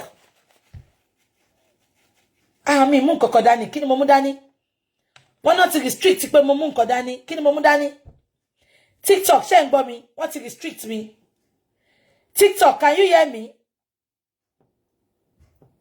wọ́n ti restrict mi mọ́ TikTok ṣe ẹ ń gbọ́ mi ṣá wọ́n ti restrict mi TikTok ṣé ń gbọ́ mi mọ̀ bí ẹ máa gbọ́ mi mọ́ mi mọ̀ nǹkan tí restriction yẹn mean.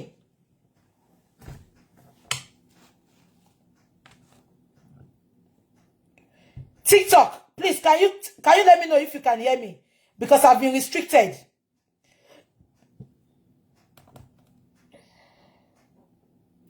TikTok ẹ dá mi lóhùn mi fẹ́ mú wálẹ̀ wọ́n ti restrict.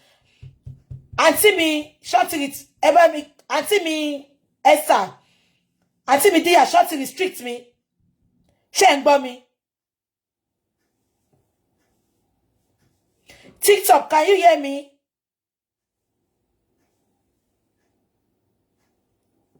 Oh, Jesus. TikTok, ẹ comment, ṣé lè gbọ́ mi? Because wọ́n ti restrict me. I don't know if I'm still live. What about TikTok ò gbọ́ mi o? Okay, I'm still. Okpe, please, can you check again? Okpe, please, can you check again? Because nobody is answering me.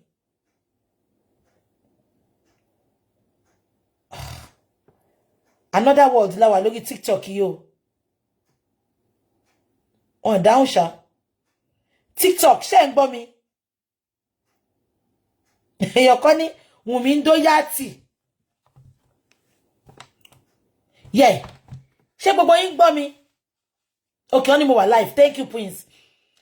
Now, ṣé ń gbọ́ mi? Ẹ wo Wùnmí. Ó wá gbé update kan síta lánàá àbí jẹta. Ó sọ pé ó gbé update ọmọ ẹ̀ síta. Ọmọ yẹn rìn. Ẹ lọ wo bọ́mọ yẹn ṣe rìn.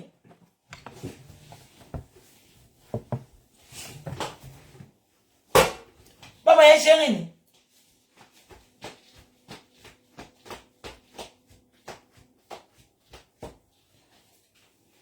Ọmọ yẹn kẹtàn. Ọmọ yẹn kẹtàn bí ọba Lẹ́kì. Ọmọ yẹn kẹtàn. Ṣé ń gbọ́ mi? Ọmọ yẹn kẹtàn. Wùnmí wá gbé update síta, ẹ máa gbọ́ o. Ọmọ yẹn ó mọ bó ṣe manipulate. Ẹ mọ update ó gbé síta. Ó ní in few weeks time. Ẹ ṣe ẹ̀yin ti TikTok, mo ti rí pé mo alive. Ó ní in few weeks time. Ó lọ́mọ yẹn máa pé 1 without his father. Wùnmí, stop it! Stop it! Ye le ọmọ yẹn mọ́ Mohbad kò ń ṣọmọ Mohbad. Ye le ọmọ yẹn mọ́ Mohbad kò ń ṣọmọ Mohbad. Lọ gbé ọmọ fọ́lọ́mọ. Ṣé bẹ́ẹ̀ máa lọ ṣe secret birthday. Lọ gbé ọmọ yẹn fọ́lọ́mọ. Ọmọ yẹn ń ṣọmọ Mohbad. Ó ní so he's going to have his 1-year birthday without his father. Whose father? Father for the fatherless. Father for the fatherless. Ó jẹ́ gbé ọmọ lọ fọ́lọ́mọ. Káyé má bàjẹ́ sórí ìkànnì tán. Olórí burúkú ọmọ. Gbé ọmọ lọ fọ́lọ́mọ. Kò ṣe tó kẹtàn nínú ilé àwọn Mohbad. Ọmọ yẹn kẹtàn. Ó ṣe rìn ni.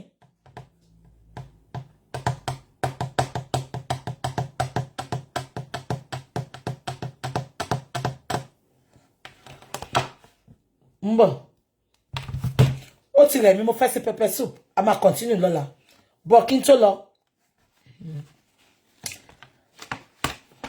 I'm not going to mention names, but mo fẹ́ throw kini sí ìta.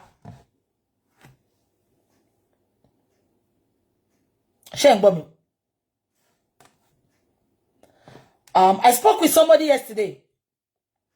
I spoke with someone. Taba imadebe o ṣé ń gbọ́. Ẹ wo nǹkan tí Karimo olórí burúkú sọ. Ìwọ tó yẹ pé ayé ò fẹ́. Ìwọ tó yẹ pé wọ́n hate bí wèrè. Ẹ gbọ́ nǹkan tí Karimo sọ. Ìgbà tó rí pàṣírí títú. Karimo sọ pé Punch newspaper, the jargons you guys put out there is misleading. A lot of errors in all the write-up out there. Make Igiewedu no fall for na edo. Everything you wrote is wrong and misleading. I guess the interpreter got it all wrong. Kindly do the needful. What's needful? What's needful? Olórí burúkú Karimo. Ìtorí update tó kọ favor yín. Ẹ sọ pé interpreter ò dá. Ṣé ń gbọ́? Ó tún kọ Punch newspaper. You guys put wrong narrative out there. So ya Mohbad kò sọ pé òun ká ọkùnrin mọ́ orí bẹ́ẹ̀dì Mohbad àbí. Tí Wùmí sọ pé manager ni. Ẹni tó interview ló kọ yẹn. Àdó lórí burúkú ni. Nǹkan tó mú ya Mohbad lọ sí Punch. Ẹ bẹ̀ wá pé kílé tó ṣe lọ sí Punch. Wùmí ò mọ̀ ẹ́ pé ó máa ṣe kíní. Ṣé pé Sahara ló máa ń lọ. Sahara ló máa ń lọ. Ìyá wa bá wọn turn around, á bá wọn cook ẹ̀, á bá wọn fi ẹ̀gúsí sí àfọ̀bẹ̀ sí. Punch gbé síta. Punch ò filter rárá. Bọ́n ṣe sọ ni Punch ṣe gbé síta. Punch did not filter it at all. So they are now pained and attacking Punch. Punch gbé different narratives síta. I'm telling you all now that in Kotia, Punch will never put somebody that doesn't understand Yoruba, because Iya Mohbad ò sọ Òyìnbó lóòótọ́, Yoruba ló sọ, but wọ́n ní gbé tí ó mọ Yoruba sọ kó lọ interview Iya Mohbad because wọ́n ní fẹ́ kó interpret wrongly. This interview was unfiltered. Èyí tí Sowore máa ń ṣe filtered interview ni. This is, thank you Yeye Judy. This is Iya Mohbad's words. Unfiltered interview. Eléyìí tó sọ pé kó lọ ṣe ń sìn wọ́n fẹ́ filter ẹni. Ẹ ní ṣe oríire. Karimo, ikú òjijì fall on you. Mo ti ń wo ṣe fún ẹ láti jọ. Olórí burúkú ni ẹ. Ṣé o gbàdúrà kó kó ẹ ọdẹkùn yẹn kó fò ṣánlẹ̀ kó kú. Kó wá máa níwọ lára báyìí. Ẹ ti mọ̀ náà ìdílé apọkọjáyé ni gbogbo yín olórí burúkú. Ó ní panda. Ó ti fẹ́ yẹ kí n wá fún ẹ. Ṣé wọ́n pé mo ti fi ẹ lọ láti jọ. Mo jẹ́ kó lọ gbá research. Karimo, jẹ́ kó rí ìyá ẹ pé. Ṣé wọ́n pé mo yìí fẹ́ fẹ́ mú nǹkan lẹ̀. Karimo, jẹ́ kó rí ìyá láyà ẹ pé. Tó bá stay on your lane. Ṣé gbogbo yín gbọ́ mi? Now kí mo fẹ́ fàyọ. I'm not gonna mention name. Some people called me yesterday. Wọ́n ní spending fẹ́ bá mi sọ̀rọ̀. Ṣé ń gbọ́ mi? Mo dẹ̀ insist. No, ẹni yẹn ti ń ṣàlàyé ọ̀rọ̀ fún mi lọ. Ṣé ń gbọ́ mi? Ó ti ń ṣàlàyé nǹkan kan lọ fún mi.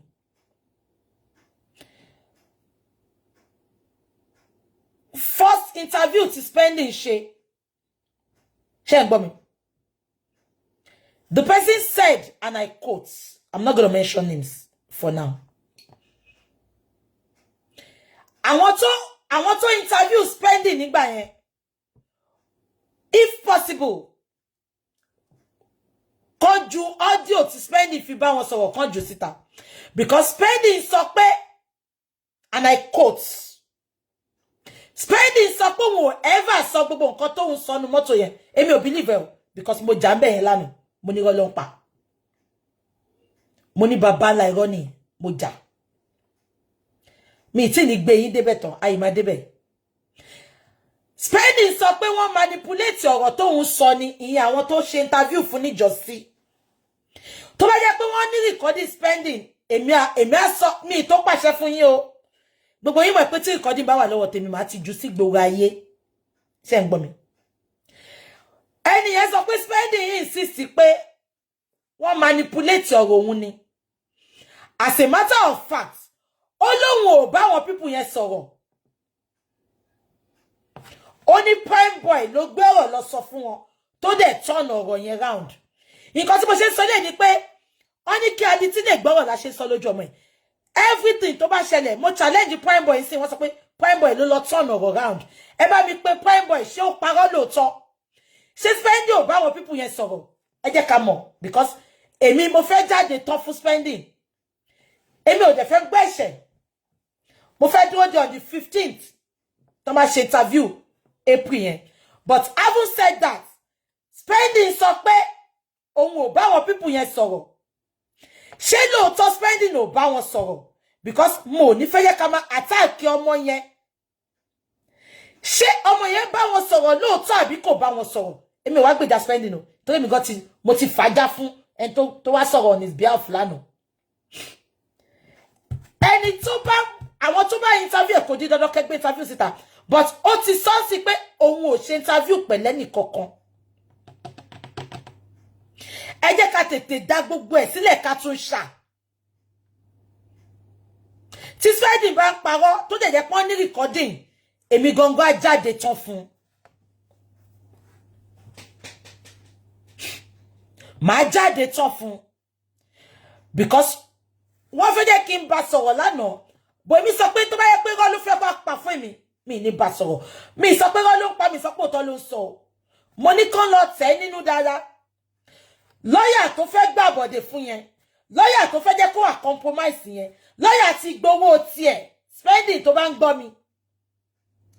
I'm telling you this for the 10th time. Lọ́yà ti gba owó, lọ́yà máa sọ fún ẹ pé ṣe báyìí ṣe báyìí. Ó máa tiẹ̀ sórí kẹ̀kẹ́ tí ò ní táyà. You will have yourself to blame for the rest of your life. Spending. Ó tún gbọ́ mi sìn. I am not going to come out for you yet. I will wait till the 15th. If they have the recording, ẹ jẹ́ kó play inú ẹ̀ fún wa. Because wọ́n jẹ́ kó yé mi lánàá pé ṣé ń gbọ́.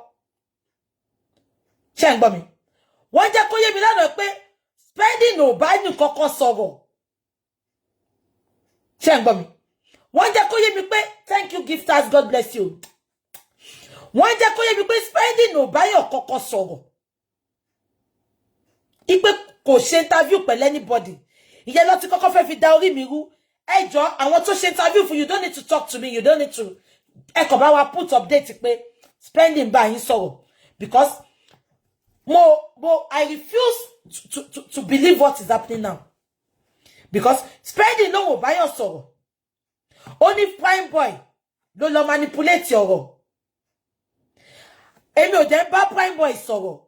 So àwọn tó bá ń bá Prime Boy sọ̀rọ̀, ẹ pé pé ṣé lóòótọ́ Spending ò bá yàn sọ̀rọ̀. Because mo ò ní fẹ́ kó jẹ́ pé Spending ò bá wọn sọ̀rọ̀ lóòótọ́ ẹnu ẹlòmíì lọ ti gbọ́. Ṣé wọ́n pé a lè dájọ́ yẹn bẹ́ẹ̀. Tó bá wá jẹ́ pé Spending bá wọn sọ̀rọ̀ tó parọ́ pé òun ò bá wọn sọ̀rọ̀, ẹ fèyí tó kù sílẹ̀ fẹ́ mi.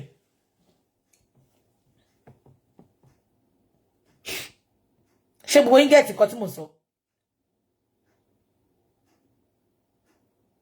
Ṣé gbogbo yín gẹ̀ẹ́tì kan tí mo sọ? Spending, ọmọdé ni ẹ lóòótọ́, you are 23 years old. And I've told you, I've promised you your security. I've promised you, even if you say your truth. Tó bá fẹ́ kúrò Nigeria, I've told you, everything is covered. I've told you.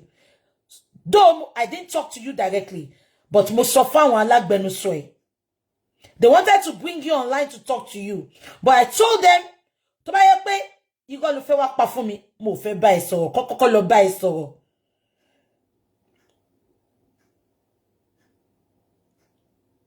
Even the lawyer can be threatening him. Yes. The lawyer can be threatening him. Because lawyer Spending. Èmi mọ̀ pé if anybody should be compromised, it should be the lawyer. And the lawyer, Spending them máa gbọ́rọ̀ sí lawyer lẹ́nu. Ṣé ń gbọ́? Ṣé ń gbọ́? Spending máa gbọ́rọ̀ sí lawyer lẹ́nu. Lawyer dem máa mislead them ni. Spending, you are in need. I was told. You are in need. Ara go ya. Ara go ya. Spending, I've told them to tell you a lot of things. I'm not telling you to lie on people. I'm not telling you to say what you did not see. Tell us your truth. I will give you my platform if you want to talk. You are free to come and talk.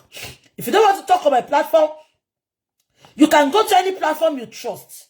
But let me tell you, if you need anything and you think you want to cover up for anybody, Mohbad's spirit will haunt you for the rest of your life. Now, again, mo wá sọ kíní kan. Ẹ̀yin tẹ́ sọ pé kí spending máa sọ̀rọ̀. Security wo láti fún spending. Ká inú court ti spending wà ńjọ́ yẹn. Ká wá rò pé ó sọ tòótọ́. Káwọn agbanipa kan wá máa tẹ̀lé lẹ́yìn ṣe mi pé wọ́n ti pa fún wa báyìí. Ẹ fún ọmọ security. Ẹ fún ní nǹkankan ẹni kó máa jẹ́wọ́ ta ló fẹ́ kú. Ẹ dẹ̀ mọ̀ pé Nàìjíríà tá wà yẹn, anything can happen. Let's give this boy protection. Let's give him all he wants. Please, I'm begging you. Because he witnessed everything back to back. So if he's keeping a lot to himself now, for my insecurity, tó bá ti spit a lot sí tanjo yẹn, ṣé ní security tó tẹ̀lé, for my lọ́lọ́pàá. Ibi tó wà sí gan, ẹsẹ̀ kan ayé ẹsẹ̀ kan òun ló wà. Ara ọmọ yóò yá, he needs help. I beg it. Spending needs help. He doesn't have a security. He doesn't have a good place. Ẹ wá ní kó máa jẹ́wọ́. Ṣé yín lè jẹ́wọ́ wẹ̀? Ìlú òyìnbó là wá wà náà. Gbogbo yín tẹ́ bá lọlé ẹ̀ ń kọ́lọ́pàá dání. Ẹ wá ní kí witness wa máa sọ̀rọ̀. A wá lọ sọ̀rọ̀ nǹkan tún jọ yẹn. Àwọn agbanipa ti wà láyìíká. Nípa tó bá sọ̀sọ̀kúsọ ẹ tẹ̀lé wọn kẹ́ lọ gún wọn ń gò. Wọ́n wá pa ọmọ lọ́mọ. Èmi ò blame ẹ o. Ẹ jẹ́ ká kọ́kọ́ wá security fún. Let's put him in a safe place. Me. Let's put him in a safe place. Let's give him security. Mo de ti sọ pé kẹ́ni yẹn sọ fún. Lẹ́sẹ̀kẹsẹ̀, a máa gbé kúrò lu yẹn tó bá ti sọ truth ẹ̀ tán. Abeg gbọ́. That is the only way. We can. I'm not trusting him now. The boy is young. Almost 23. Lawyer gan lè kó láyà jẹ. Lawyer gan lè sọ fún pé má jẹ́wọ́ o, kó má lọ pa ẹ́ o, ó máa ń pa wọ́n ni o, ó máa. Lawyer lè kó láyà jẹ. Lawyer dẹ̀ ti gbà, lawyer ti gbowó because mo gbọ́ pé wọ́n ní lawyer spending yẹn. Wọ́n náà rí pẹ̀lú ewúrẹ́ tó ń yàgbẹ́ tí mo gbé photo ẹ̀ síta ńjọ́ kan yẹn. Ọ̀gá wọn. Slave white. Ẹ ti mọ̀ slave white. Slave white. Yes. Wọ́n sọ pé wọ́n rí lawyer spending àti slave white tán jọ ń sọ̀rọ̀. So anything could have happened. Because táwọn tó interview spending bá sọ pé àwọn interview spending directly. Tó dẹ̀ láwọn àwọn record ẹ̀. Now tí spending dẹ̀ sọ pé òun ò bá ẹnì kọ́kọ́ sọ̀rọ̀. Ipe bí a prime boy ló lọ sọ nǹkan tóun ò sọ fún wọn. So what is happening? Who is lying? Bí èmi ò bá advice wọn, complain recording spending díẹ̀ kó fetí ara ẹ̀ gbọ́. Àwa tún wò bí o máa parọ́. Àwa àbò bí èrà tó ń bó sugar. Because spending, if you are listening to me, if you don't want to talk to any of us, go to Berekete.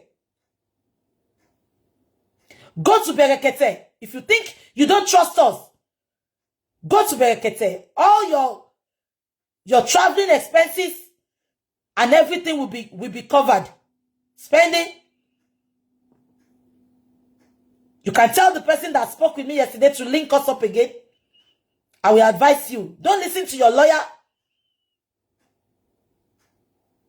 Shengbo, spending. Come out and say your truth. Please. Because, tó bá sọ pé, oh, bá yọ kọ́kọ́ sọ̀rọ̀. Tó lè sọ pé ní recording ẹ̀. Oh, ní like káwọn ọmọ Naija bú ẹ o. Mo dẹ̀ wò pé mo líro ẹ lọ́mọ. Spending. Mo níro ẹ lọ́mọ. Protection tí bá lè fọmọ mi ni máa fún ẹ spending.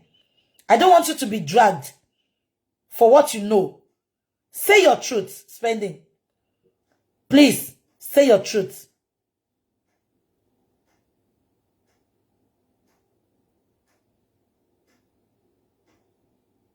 Spending. Because what connects me Basoro, because I said I don't want to speak with him if he's not ready to talk. And I even said I don't want to speak with him that he should come online to talk. Because he will feel like my so for me. My saw me when he saw that I told him I can give him my platform to come and talk. Or he can go to any platform to come and say what he knows. Only they said the interview has been doctored. Who doctored it? Auntie Yemi? But Shemepoto di ko accept pé òun bá yàn sọ̀rọ̀. Òun sọ pé òun ò bá yàn kankan sọ̀rọ̀ ni. Ibẹ̀ ló ti confuse mi. Tèmi ò dẹ̀ fẹ́ gbà. Because mo rántí jọ́ tí blogger yẹn sọ only spending nurse àti prime boy ló wà ńbẹ̀. But òun sọ pé òun ò bá yàn kankan sọ̀rọ̀. So who is lying? Tó yẹ mi ṣe sọ pé kàn jọ kàn bá wa play díẹ̀ nínú recording ẹ̀ tó bá fetí ara ẹ̀ gbọ́. Àwa mọ̀ seri atamada fún. Only those that recorded it have doctored it. Wọ́n ní fẹ́ ṣe bẹ́ẹ̀ now.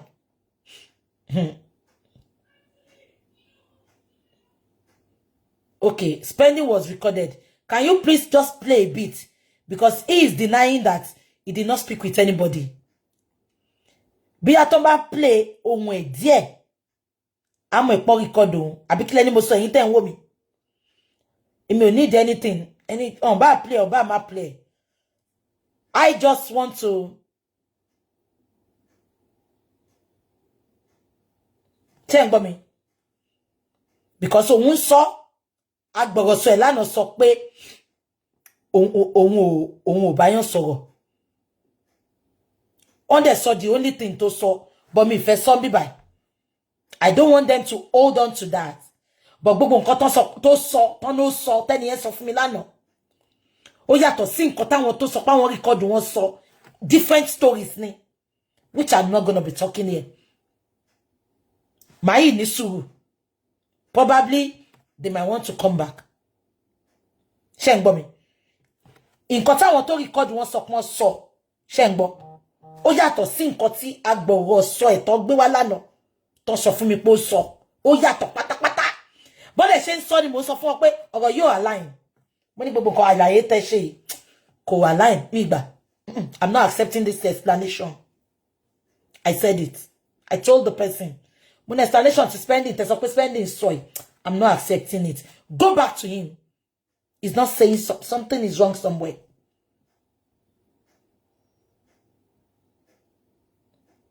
Shengbomi. That is it. Motusono. Money, he might be scared. But if we don't act fast, most of you money lawyer in one pẹ̀lú slave white. Olórí àwọn tó máa ń sọ̀rọ̀ lọ́dọ̀ àwọn Wùnmí Apọ̀kọjáyé wọ́n náà rí wọn pọ̀. Kí ni àwọn Wùnmí àti lawyer spending ṣe pọ̀? Ṣé ń gbọ́ mi? Kí ni lawyer Wùnmí? Kí ni agbọ̀rọ̀sọ Wùnmí àti lawyer spending ṣe pọ̀? Ṣé pé jò tí ń lọ́wọ́ nú àwọn lawyer dẹ̀ wicked gan. Ọmọ yìí ò rogun ẹjọ́ rí. Wọn ti mọ́lé rí. Lawyer yìí mama poison mind ẹni. Don't say it like this. Say it like this. Don't tell anybody. Deny it. We can argue it in court. We can say this in court. Shegoti? Shengbomi? So spending. Àti gbogbo àwọn tó wà pẹ̀lú spending. Tẹ́ bá ń gbọ́ mi. Please. Do the needful. I can give you my platform. If you don't trust any of the bloggers, go to Berekete. I will foot the bill. Go to Berekete. Exactly. If spending is ready to talk, and they discredit the lawyer, people are ready to pay for the lawyer. If spending is ready to talk. But when there was a conversation between King White and Spendy's lawyer. There was a conversation between King White and Spendy's lawyer.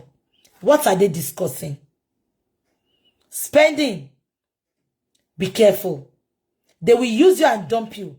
And Nigerians will not forgive you. Posterity will judge you for the rest of your life. Protect Mohbad Kotoku. Tún lè jà fún lẹ́yìn tó kú tán. Spending. Jẹ́ ká máa wo bó ṣe lọ. Sórí pé dragging ta fún Falana. Okay, ya ohala. Kí á ló lóhun ò ṣe mọ́. Spending. Ó kéré gan o. Spending. Okay, go.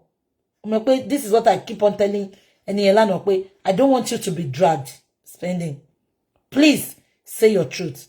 Nobody's gonna drag you for now. But say your truth. I see you as my son. And I will never come out to drag you. Oh, mommy. Say your truth, spending. I told you a lot yesterday. Mo sọ fún ẹ pé international. On condition where you are going to say your truth. You're not going to say your truth and stay in Nigeria. I've told you that. You're not going to say your truth to stay in Nigeria. Ojadu go straight in here. But anywhere, ni lo yibo to ba fe lo ni. Because they will be desperate to eliminate you. Tawa no demo. Because you were the #1 witness. Ìwọ gangan lórí gbogbo nǹkan tó ṣẹlẹ̀. Ìwọ dẹ̀ ló narrate according to those bloggers. Ìwọ ló sọ fún wọn àti Prime Boy. Now, ó sọ pé wo mọ̀, ó sọ fún wọn. Ibẹ̀ yẹn ló tin confuse me spending. He needs therapy and he's sick. Are oya. Mo ìsọpọ̀ ma send owó fún tó ma ra blood tonic ni. Ó ti pale. According to àwọn tó rí njọ́ yẹn. Ton sumo into sumo. O pale, o ti pale ben ti o leje lara. Me. So this is what I'm gonna say for now. If you have anything you want to tell us, yeah, don't worry. Once you back yeah, I understand, but we can put it in a safe place. Till everything might be end. Shall I go to sọ̀rọ̀ nsìn? Àti gbé kọ́rùn gbogbo àwọn ayé yẹn nìyẹn. Àti Sam Larry o, àtọba Lẹ́kì o, àtọlọ́pàá o, àti fi kọ́ wọn lọ́rùn nìyẹn. Ṣé lọ́yà olórí burúkú yẹn, lọ́yà spending yẹn, ó lè gbàbọ̀dé fún. Àwọn èèyàn like owó gan Nàìjíríà. Ó lè gbàbọ̀dé fún, òun ti gbowó tiẹ̀. A kàn máa ti spending ni, òun a máa ní interest ẹ̀ lòun jà fún. Meanwhile, ó ti gbowó. Nǹkan tá no ọmọ yẹn ṣe mí nìyẹn. Ọmọdé lọmọ yẹn kò gbọ́n, kò experience nǹkan tó ń ṣẹlẹ̀ sí rí. Ẹ jọ̀ọ́, àwọn tó bá ń bá sọ̀rọ̀ níbi tó ti máa gbọ́. Òun gbọ́rọ̀ sí lawyer lẹ́nu mo mọ̀. Lawyer ẹni, but àwọn lawyer olórí burúkú wọ́n ti wà compromise. Nǹkan tí ó yé spending nìyẹn. It can be your lawyer but they are compromised. Kí ni lawyer ń bá slave white ṣe? Ewúrẹ́ tó ń yàgbẹ́ jẹ̀dí, kí ló ń bá ṣe? Ibẹ̀ ni mo ti wà confused. Spending there, narrative tó dẹ̀ wá fún mi lánàá pé spending sọ pé nǹkan tó ṣẹlẹ̀ ní mọ́tò kò tiẹ̀ tó kò fi nǹkan kan jọ mọ́ nǹkan tí àwọn blogger yẹn sọ. Ipò sọ fáwọn. Ó dẹ̀ tún claim pé òun ò bá wọn sọ̀rọ̀. So ibẹ̀ ló ti fẹ́ dà mí lórí tí mo sọ pé no. For now, don't bring him online. Ẹ jẹ́ kó lọ ronú dáadáa. I will leave that for now. I'm tired. If anything comes up, I will come out again. We'll talk about it. Shetigbo. Thank you so very much. God bless you. From the depth of my heart, God bless you. It needs serious protection. Yes, I know that. Because if I don't suppose ko jẹ́wọ́ ní corona inquest njo mo ní ẹ mọ̀ yà àwọn tó ti gbé síta tó sá pamọ́ tó sọ pé kó pa anybody tó bá sọ̀sọ̀kúsọ ni. Ẹ mọ̀ ni. Ọmọ ìyá wa jẹ́wọ́ tó ńjọ́ yẹn.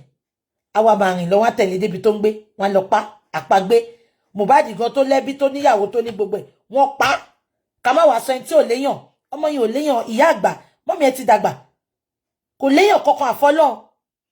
So we have to look after him as well. But he needs to leave that lawyer. Lawyer yẹn ti gbà bọ̀dẹ̀. Àbáyé lawyer fẹ́ bàjẹ́ ni. Kó tẹ̀ kọ́kọ́ bá mi wá photo lawyer yẹn náà.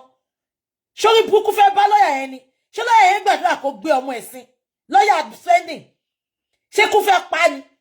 Kó wá debunk nǹkan tá sọ pé ó ń bá slave white sọ̀rọ̀ ẹni kó wá debunk ẹ̀. Àbí kí ni tó olórí burúkú gbogbo tó fẹ́ràn owó ju òótọ́ lọ́nà?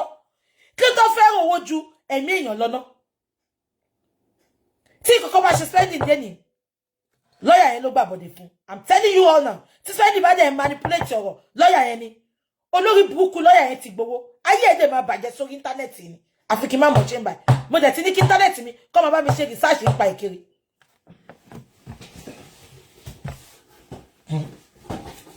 Because kọ́ bá tẹ̀ lọ pa ọmọ yẹn gan kọ́ máa lọ pa mo bí pé lọ́yà yẹn ò mọ bí tí spending gbé ṣá mo bí pé kò mọ bí tí spending gbé because these people can do and undo.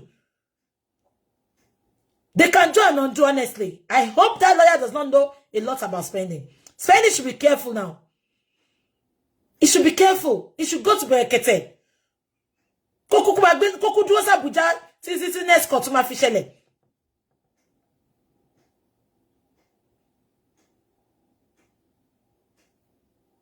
Kí ni lawyer bàbá ṣe?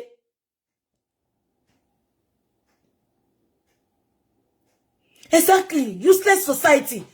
Tí witness ò lè sọ̀rọ̀ tẹ́ ma fẹ́ gàgì ẹnu ẹ̀ tẹ́ ma fẹ́ pa wọ́n ọmọ yìí ti so according to them wọ́n ló ti sòótọ́ ẹ wá ní kò sòótọ́ ń sìn because ẹ̀rù ń bà ní lọ́yà yẹn ti lè kẹ́rù sí lọ́kàn gan lọ́yà yẹn ti lè kẹ́rù sí lọ́kàn. Please, I will advise Spenny to go to Berekete. Spenny, go to Berekete. That is all I can tell you now. Because I don't know me tell mo mo fẹ́ ṣe atanogbe mi gan mo pity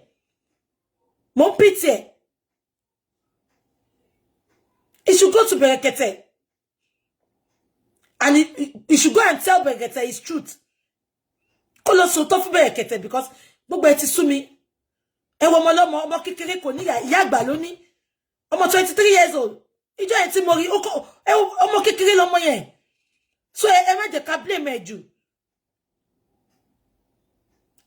Èyí tá ma fi máa attack ẹ jẹ́ ká dúró tì. We will understand that he's scared, but he should not manipulate everything. Lawyer yẹn ló ń gbà bọ̀dẹ̀ sẹ́. Lawyer yẹn ló fẹ́ yẹ kó manipulate. Ayé lawyer yẹn dẹ̀ máa bàjẹ́ ni. Èmi tí mo sọ bẹ́ẹ̀ ni. Exactly. Every witness needs protection. They need protection. I don't understand, honestly. I don't understand. Me more, Luta felu sigbedu because I don't know. I've really tried my own best. I don't know. Mo ti ṣe tọ́lọ́run on me, but kí witness tí wọ́n máa bẹ̀rù ńsìn kí la fẹ́ ṣe. He's under serious pressure and threat. Exactly. I'm not ashamed go. Ara ego ya. Ara ya.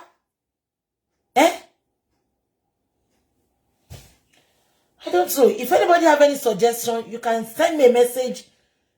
Then I want to gba ohun ẹ̀. Bí a kàn play díẹ̀ fún.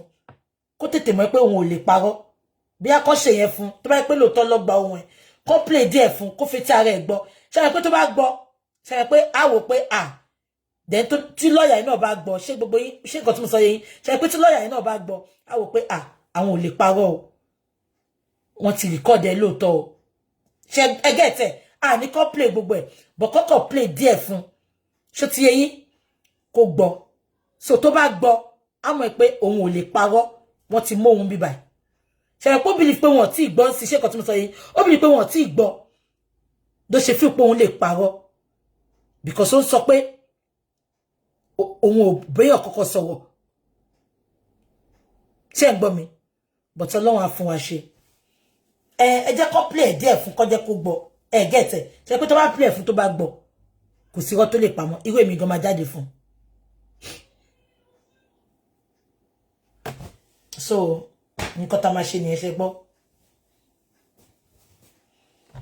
Ai point boy sọ pé òun lè lọ sí Berekete. Ó ní reason but spending ò ní nǹkan kan. Point boy lè den tó gbẹ́kẹ̀lé. Spending ò ní nǹkan kan. Àbí àwọn ò sí Nigeria sí ta lè fún ní protection. Berekete náà ni gbogbo wa àtọlọ́run la gbójúlé báyìí. And count weeks ni kí weeks dé kí Berekete continue iṣẹ́ àbí kò tí mo sọ yẹn àbí mi len tí mo fẹ́ fún tí bá tẹ̀ ni mo fún security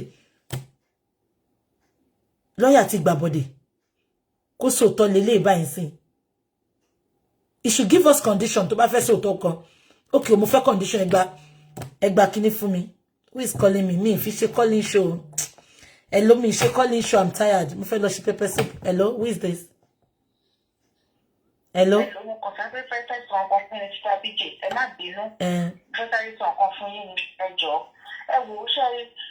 in a useless society. Sherry, standing here is a very golden egg. Can you take a share our government? One shaking me your at the to release boy from custody, Benny. No, you're talking to anybody, Benny. So, she's under serious pressure. I heard some people, some strange men were in court that day. They were in court that day. Some people, they were in court that day. So, I went for more. I don't say to people because Kofek Paroye, a room bow shan or rare Kofek Paroye, so you have to fake because Kofek sorrow. Kofek sorrow. So, go to Shalania. I want government, what is a jury in between away. I want to have a jury. I want jury go. I want we don't know where do I live in. I want police, highly guarded, no more, we can the what court. But look at Nigeria. Now, I am spending just like that. After 3 years, any custody. It's never done. Good done. Protect the boy. It's a god head. To the boy, forever. I want you to pay, want to threaten, want to pressurize it, want to someone door. I'm a go be Obaleki gon threaten there, Amo. Of course. I'm not going to say someone 3 years. I'm not butter. So, what does I mean? We live in a useless society. But we just spend the whole feel it on your shop. So, all you use it from custody and they just left it. Or you put them from custody. Not the police department. No, you're passing there. Could you put to come to us? All of them are court. I'm telling you, all of them are Corona in question. It's a pity, Daddy J. It's a pity. All right. Yes, ma'am. Yeah. Go. So possible ko fe paro njo yen. O ti ye yin lo ya omo ya fake po un daku. Because ko fe paro. No, we are not going to fight him. Mi o ti e baja. But koko ma sọ pé nǹkan tó ṣẹlẹ̀ yẹn ò ṣẹlẹ̀ mọ́. Ibi tèmi ti máa ní problem pẹ̀lú ẹ̀ ni. Because wọ́n sọ pé wọ́n ti gbóhùn ẹ̀. But tó bá yẹ pé wọ́n gbóhùn ẹ̀, kọ́kọ́ bá wa play kékeré fún. Kó gbọ́. So a mọ̀ pé kò síbi tó wọ́n ti fẹ́ parọ́ mọ́ báyìí. Bí táànù ẹ̀ ti ń ṣe mí nìyẹn. Àbí kan tí mo sọ yé yín.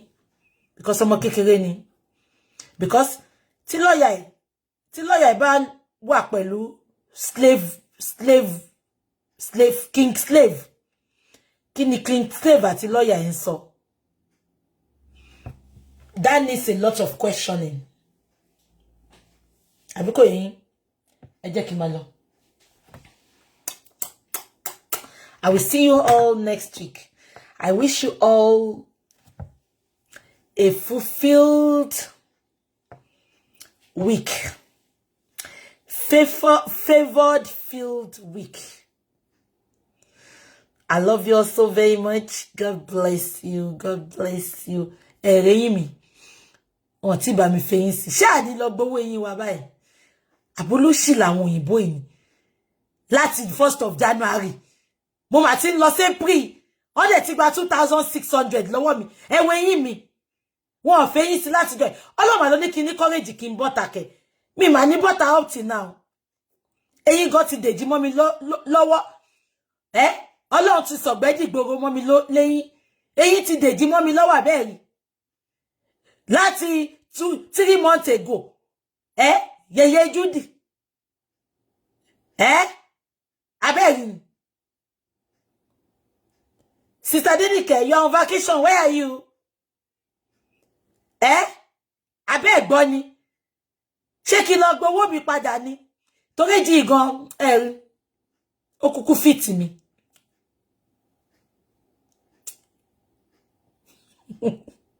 Kọ́ fún mi lówó mi o. Ìtorí kò tiẹ̀ yé mi mọ́. Láti bios oṣù mẹ́ta. I am not on waiting list Ọlá Kudusu. Mo ti lọ bí ẹ̀mejì nsìn. Wọ́n ní èyí yẹn gbọ́dọ̀ pàdé ó ní gap yẹn gbọ́dọ̀ pàdé díẹ̀ kó tó measure èyí tó máa lọ ṣe.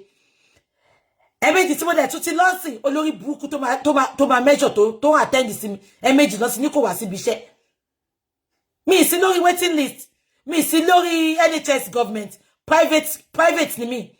Private patient ni mi. Mo ń sọ gbogbo owó mi ni. because NHS dentist on ti kun cause on gba NHS mo. Wait, I'm finishing soon. Sorry. Ṣé ń gbọ́ mi wọ́n gba NHS mo, so private ni mo lọ. Private registration and everything. So anytime tí bá lọ máa sanwó fún ara mi ni, because àwọn dentist yẹn wọ́n fẹ́ fọgbọ́n máa make owó, wọ́n á máa sọ fún yín pé kò sí NHS, kò sí space fún NHS patients mo pé private làwọn lè gbà.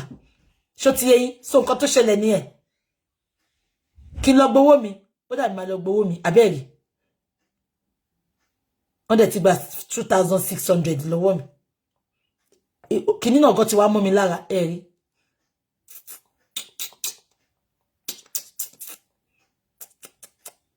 Ó dàbọ̀ ẹjẹ́ máa lọ. Mi ìmọ̀ gbà tí mo fẹ́ jẹun. Mo fi pepper soup lóhùn mi, ẹ̀rí. Gbogbo ẹran mi ti wà nígbà. Kí TikTok má lọ mú page wálẹ̀, wọ́n ti ní wọ́n gbé nǹkan sójú TikTok. Gbogbo ẹran tí mo fẹ́ fi ṣe pepper soup ló wà ńbẹ̀. Òun ni ẹ̀rín yẹn. Ẹran wà ńbẹ̀ ṣàkí bọ̀kọ̀tọ̀. Kidney kò ṣe kidney ẹ̀dọ̀. Ẹ̀sìn mọ́ kidney kan báyìí tó ó máa ń dùn báyìí. Ìyẹn náà wà ńbẹ̀. Àti fùkù. Mo máa bọ̀ ńsìn, mo máa boil ẹ̀, máa wá ṣe pepper soup yẹn. Ẹ ṣé nice, thank you. This is me. This is me. If you want to see my full dress, go on TikTok. Mo ti gbé videos síbẹ̀. So I will see you all. Thank you so much. I love you. I wish you all a favored filled week. Lórúkọ Jésù. Ibi tí ẹ̀rọ kan re sí, Ọlọ́run á bá mi ṣe fún yín lórúkọ Jésù. Ọ̀sẹ̀ tá fẹ́ mú yàn sí ayọ̀ ló máa jẹ́ fún wa lórúkọ Jésù.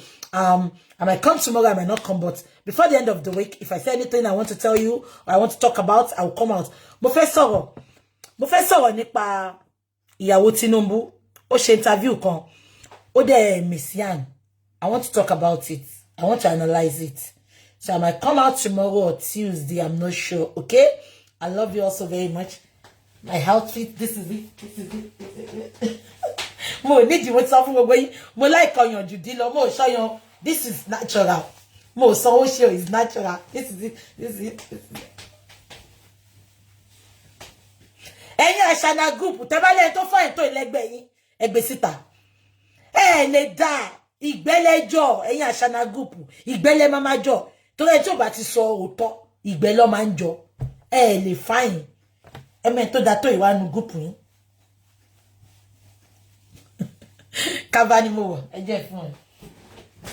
It's just a normal straight gown. Ṣẹ̀tìrì. Ankara yìí ṣẹ̀tìrì ó wá jẹ́ different patterns. Ó máa ń tà báyìí. You don't need to join different Ankara. Ó máa ń tà báyìí nsìn. Ó máa ti join ẹ̀ sílẹ̀. Ó máa ń tà báyìí. So this is me. This is me. This is me. This is me.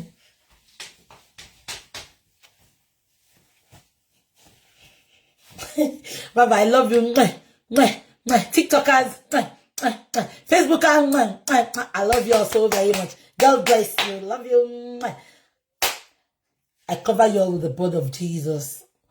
You will not be a victim of another person's error. Emma Lori, Emma Borilu, Jesus. God bless you all. Love you, love you. Love you all. Bye bye. Bye. Love you. TikTokers, thanks for the gift. God bless you all. I think I am TikTok first. Bye bye. Facebook, I love you, mom. Bye bye. Bye. After finish your Facebook, bye, ho. Bye, love you.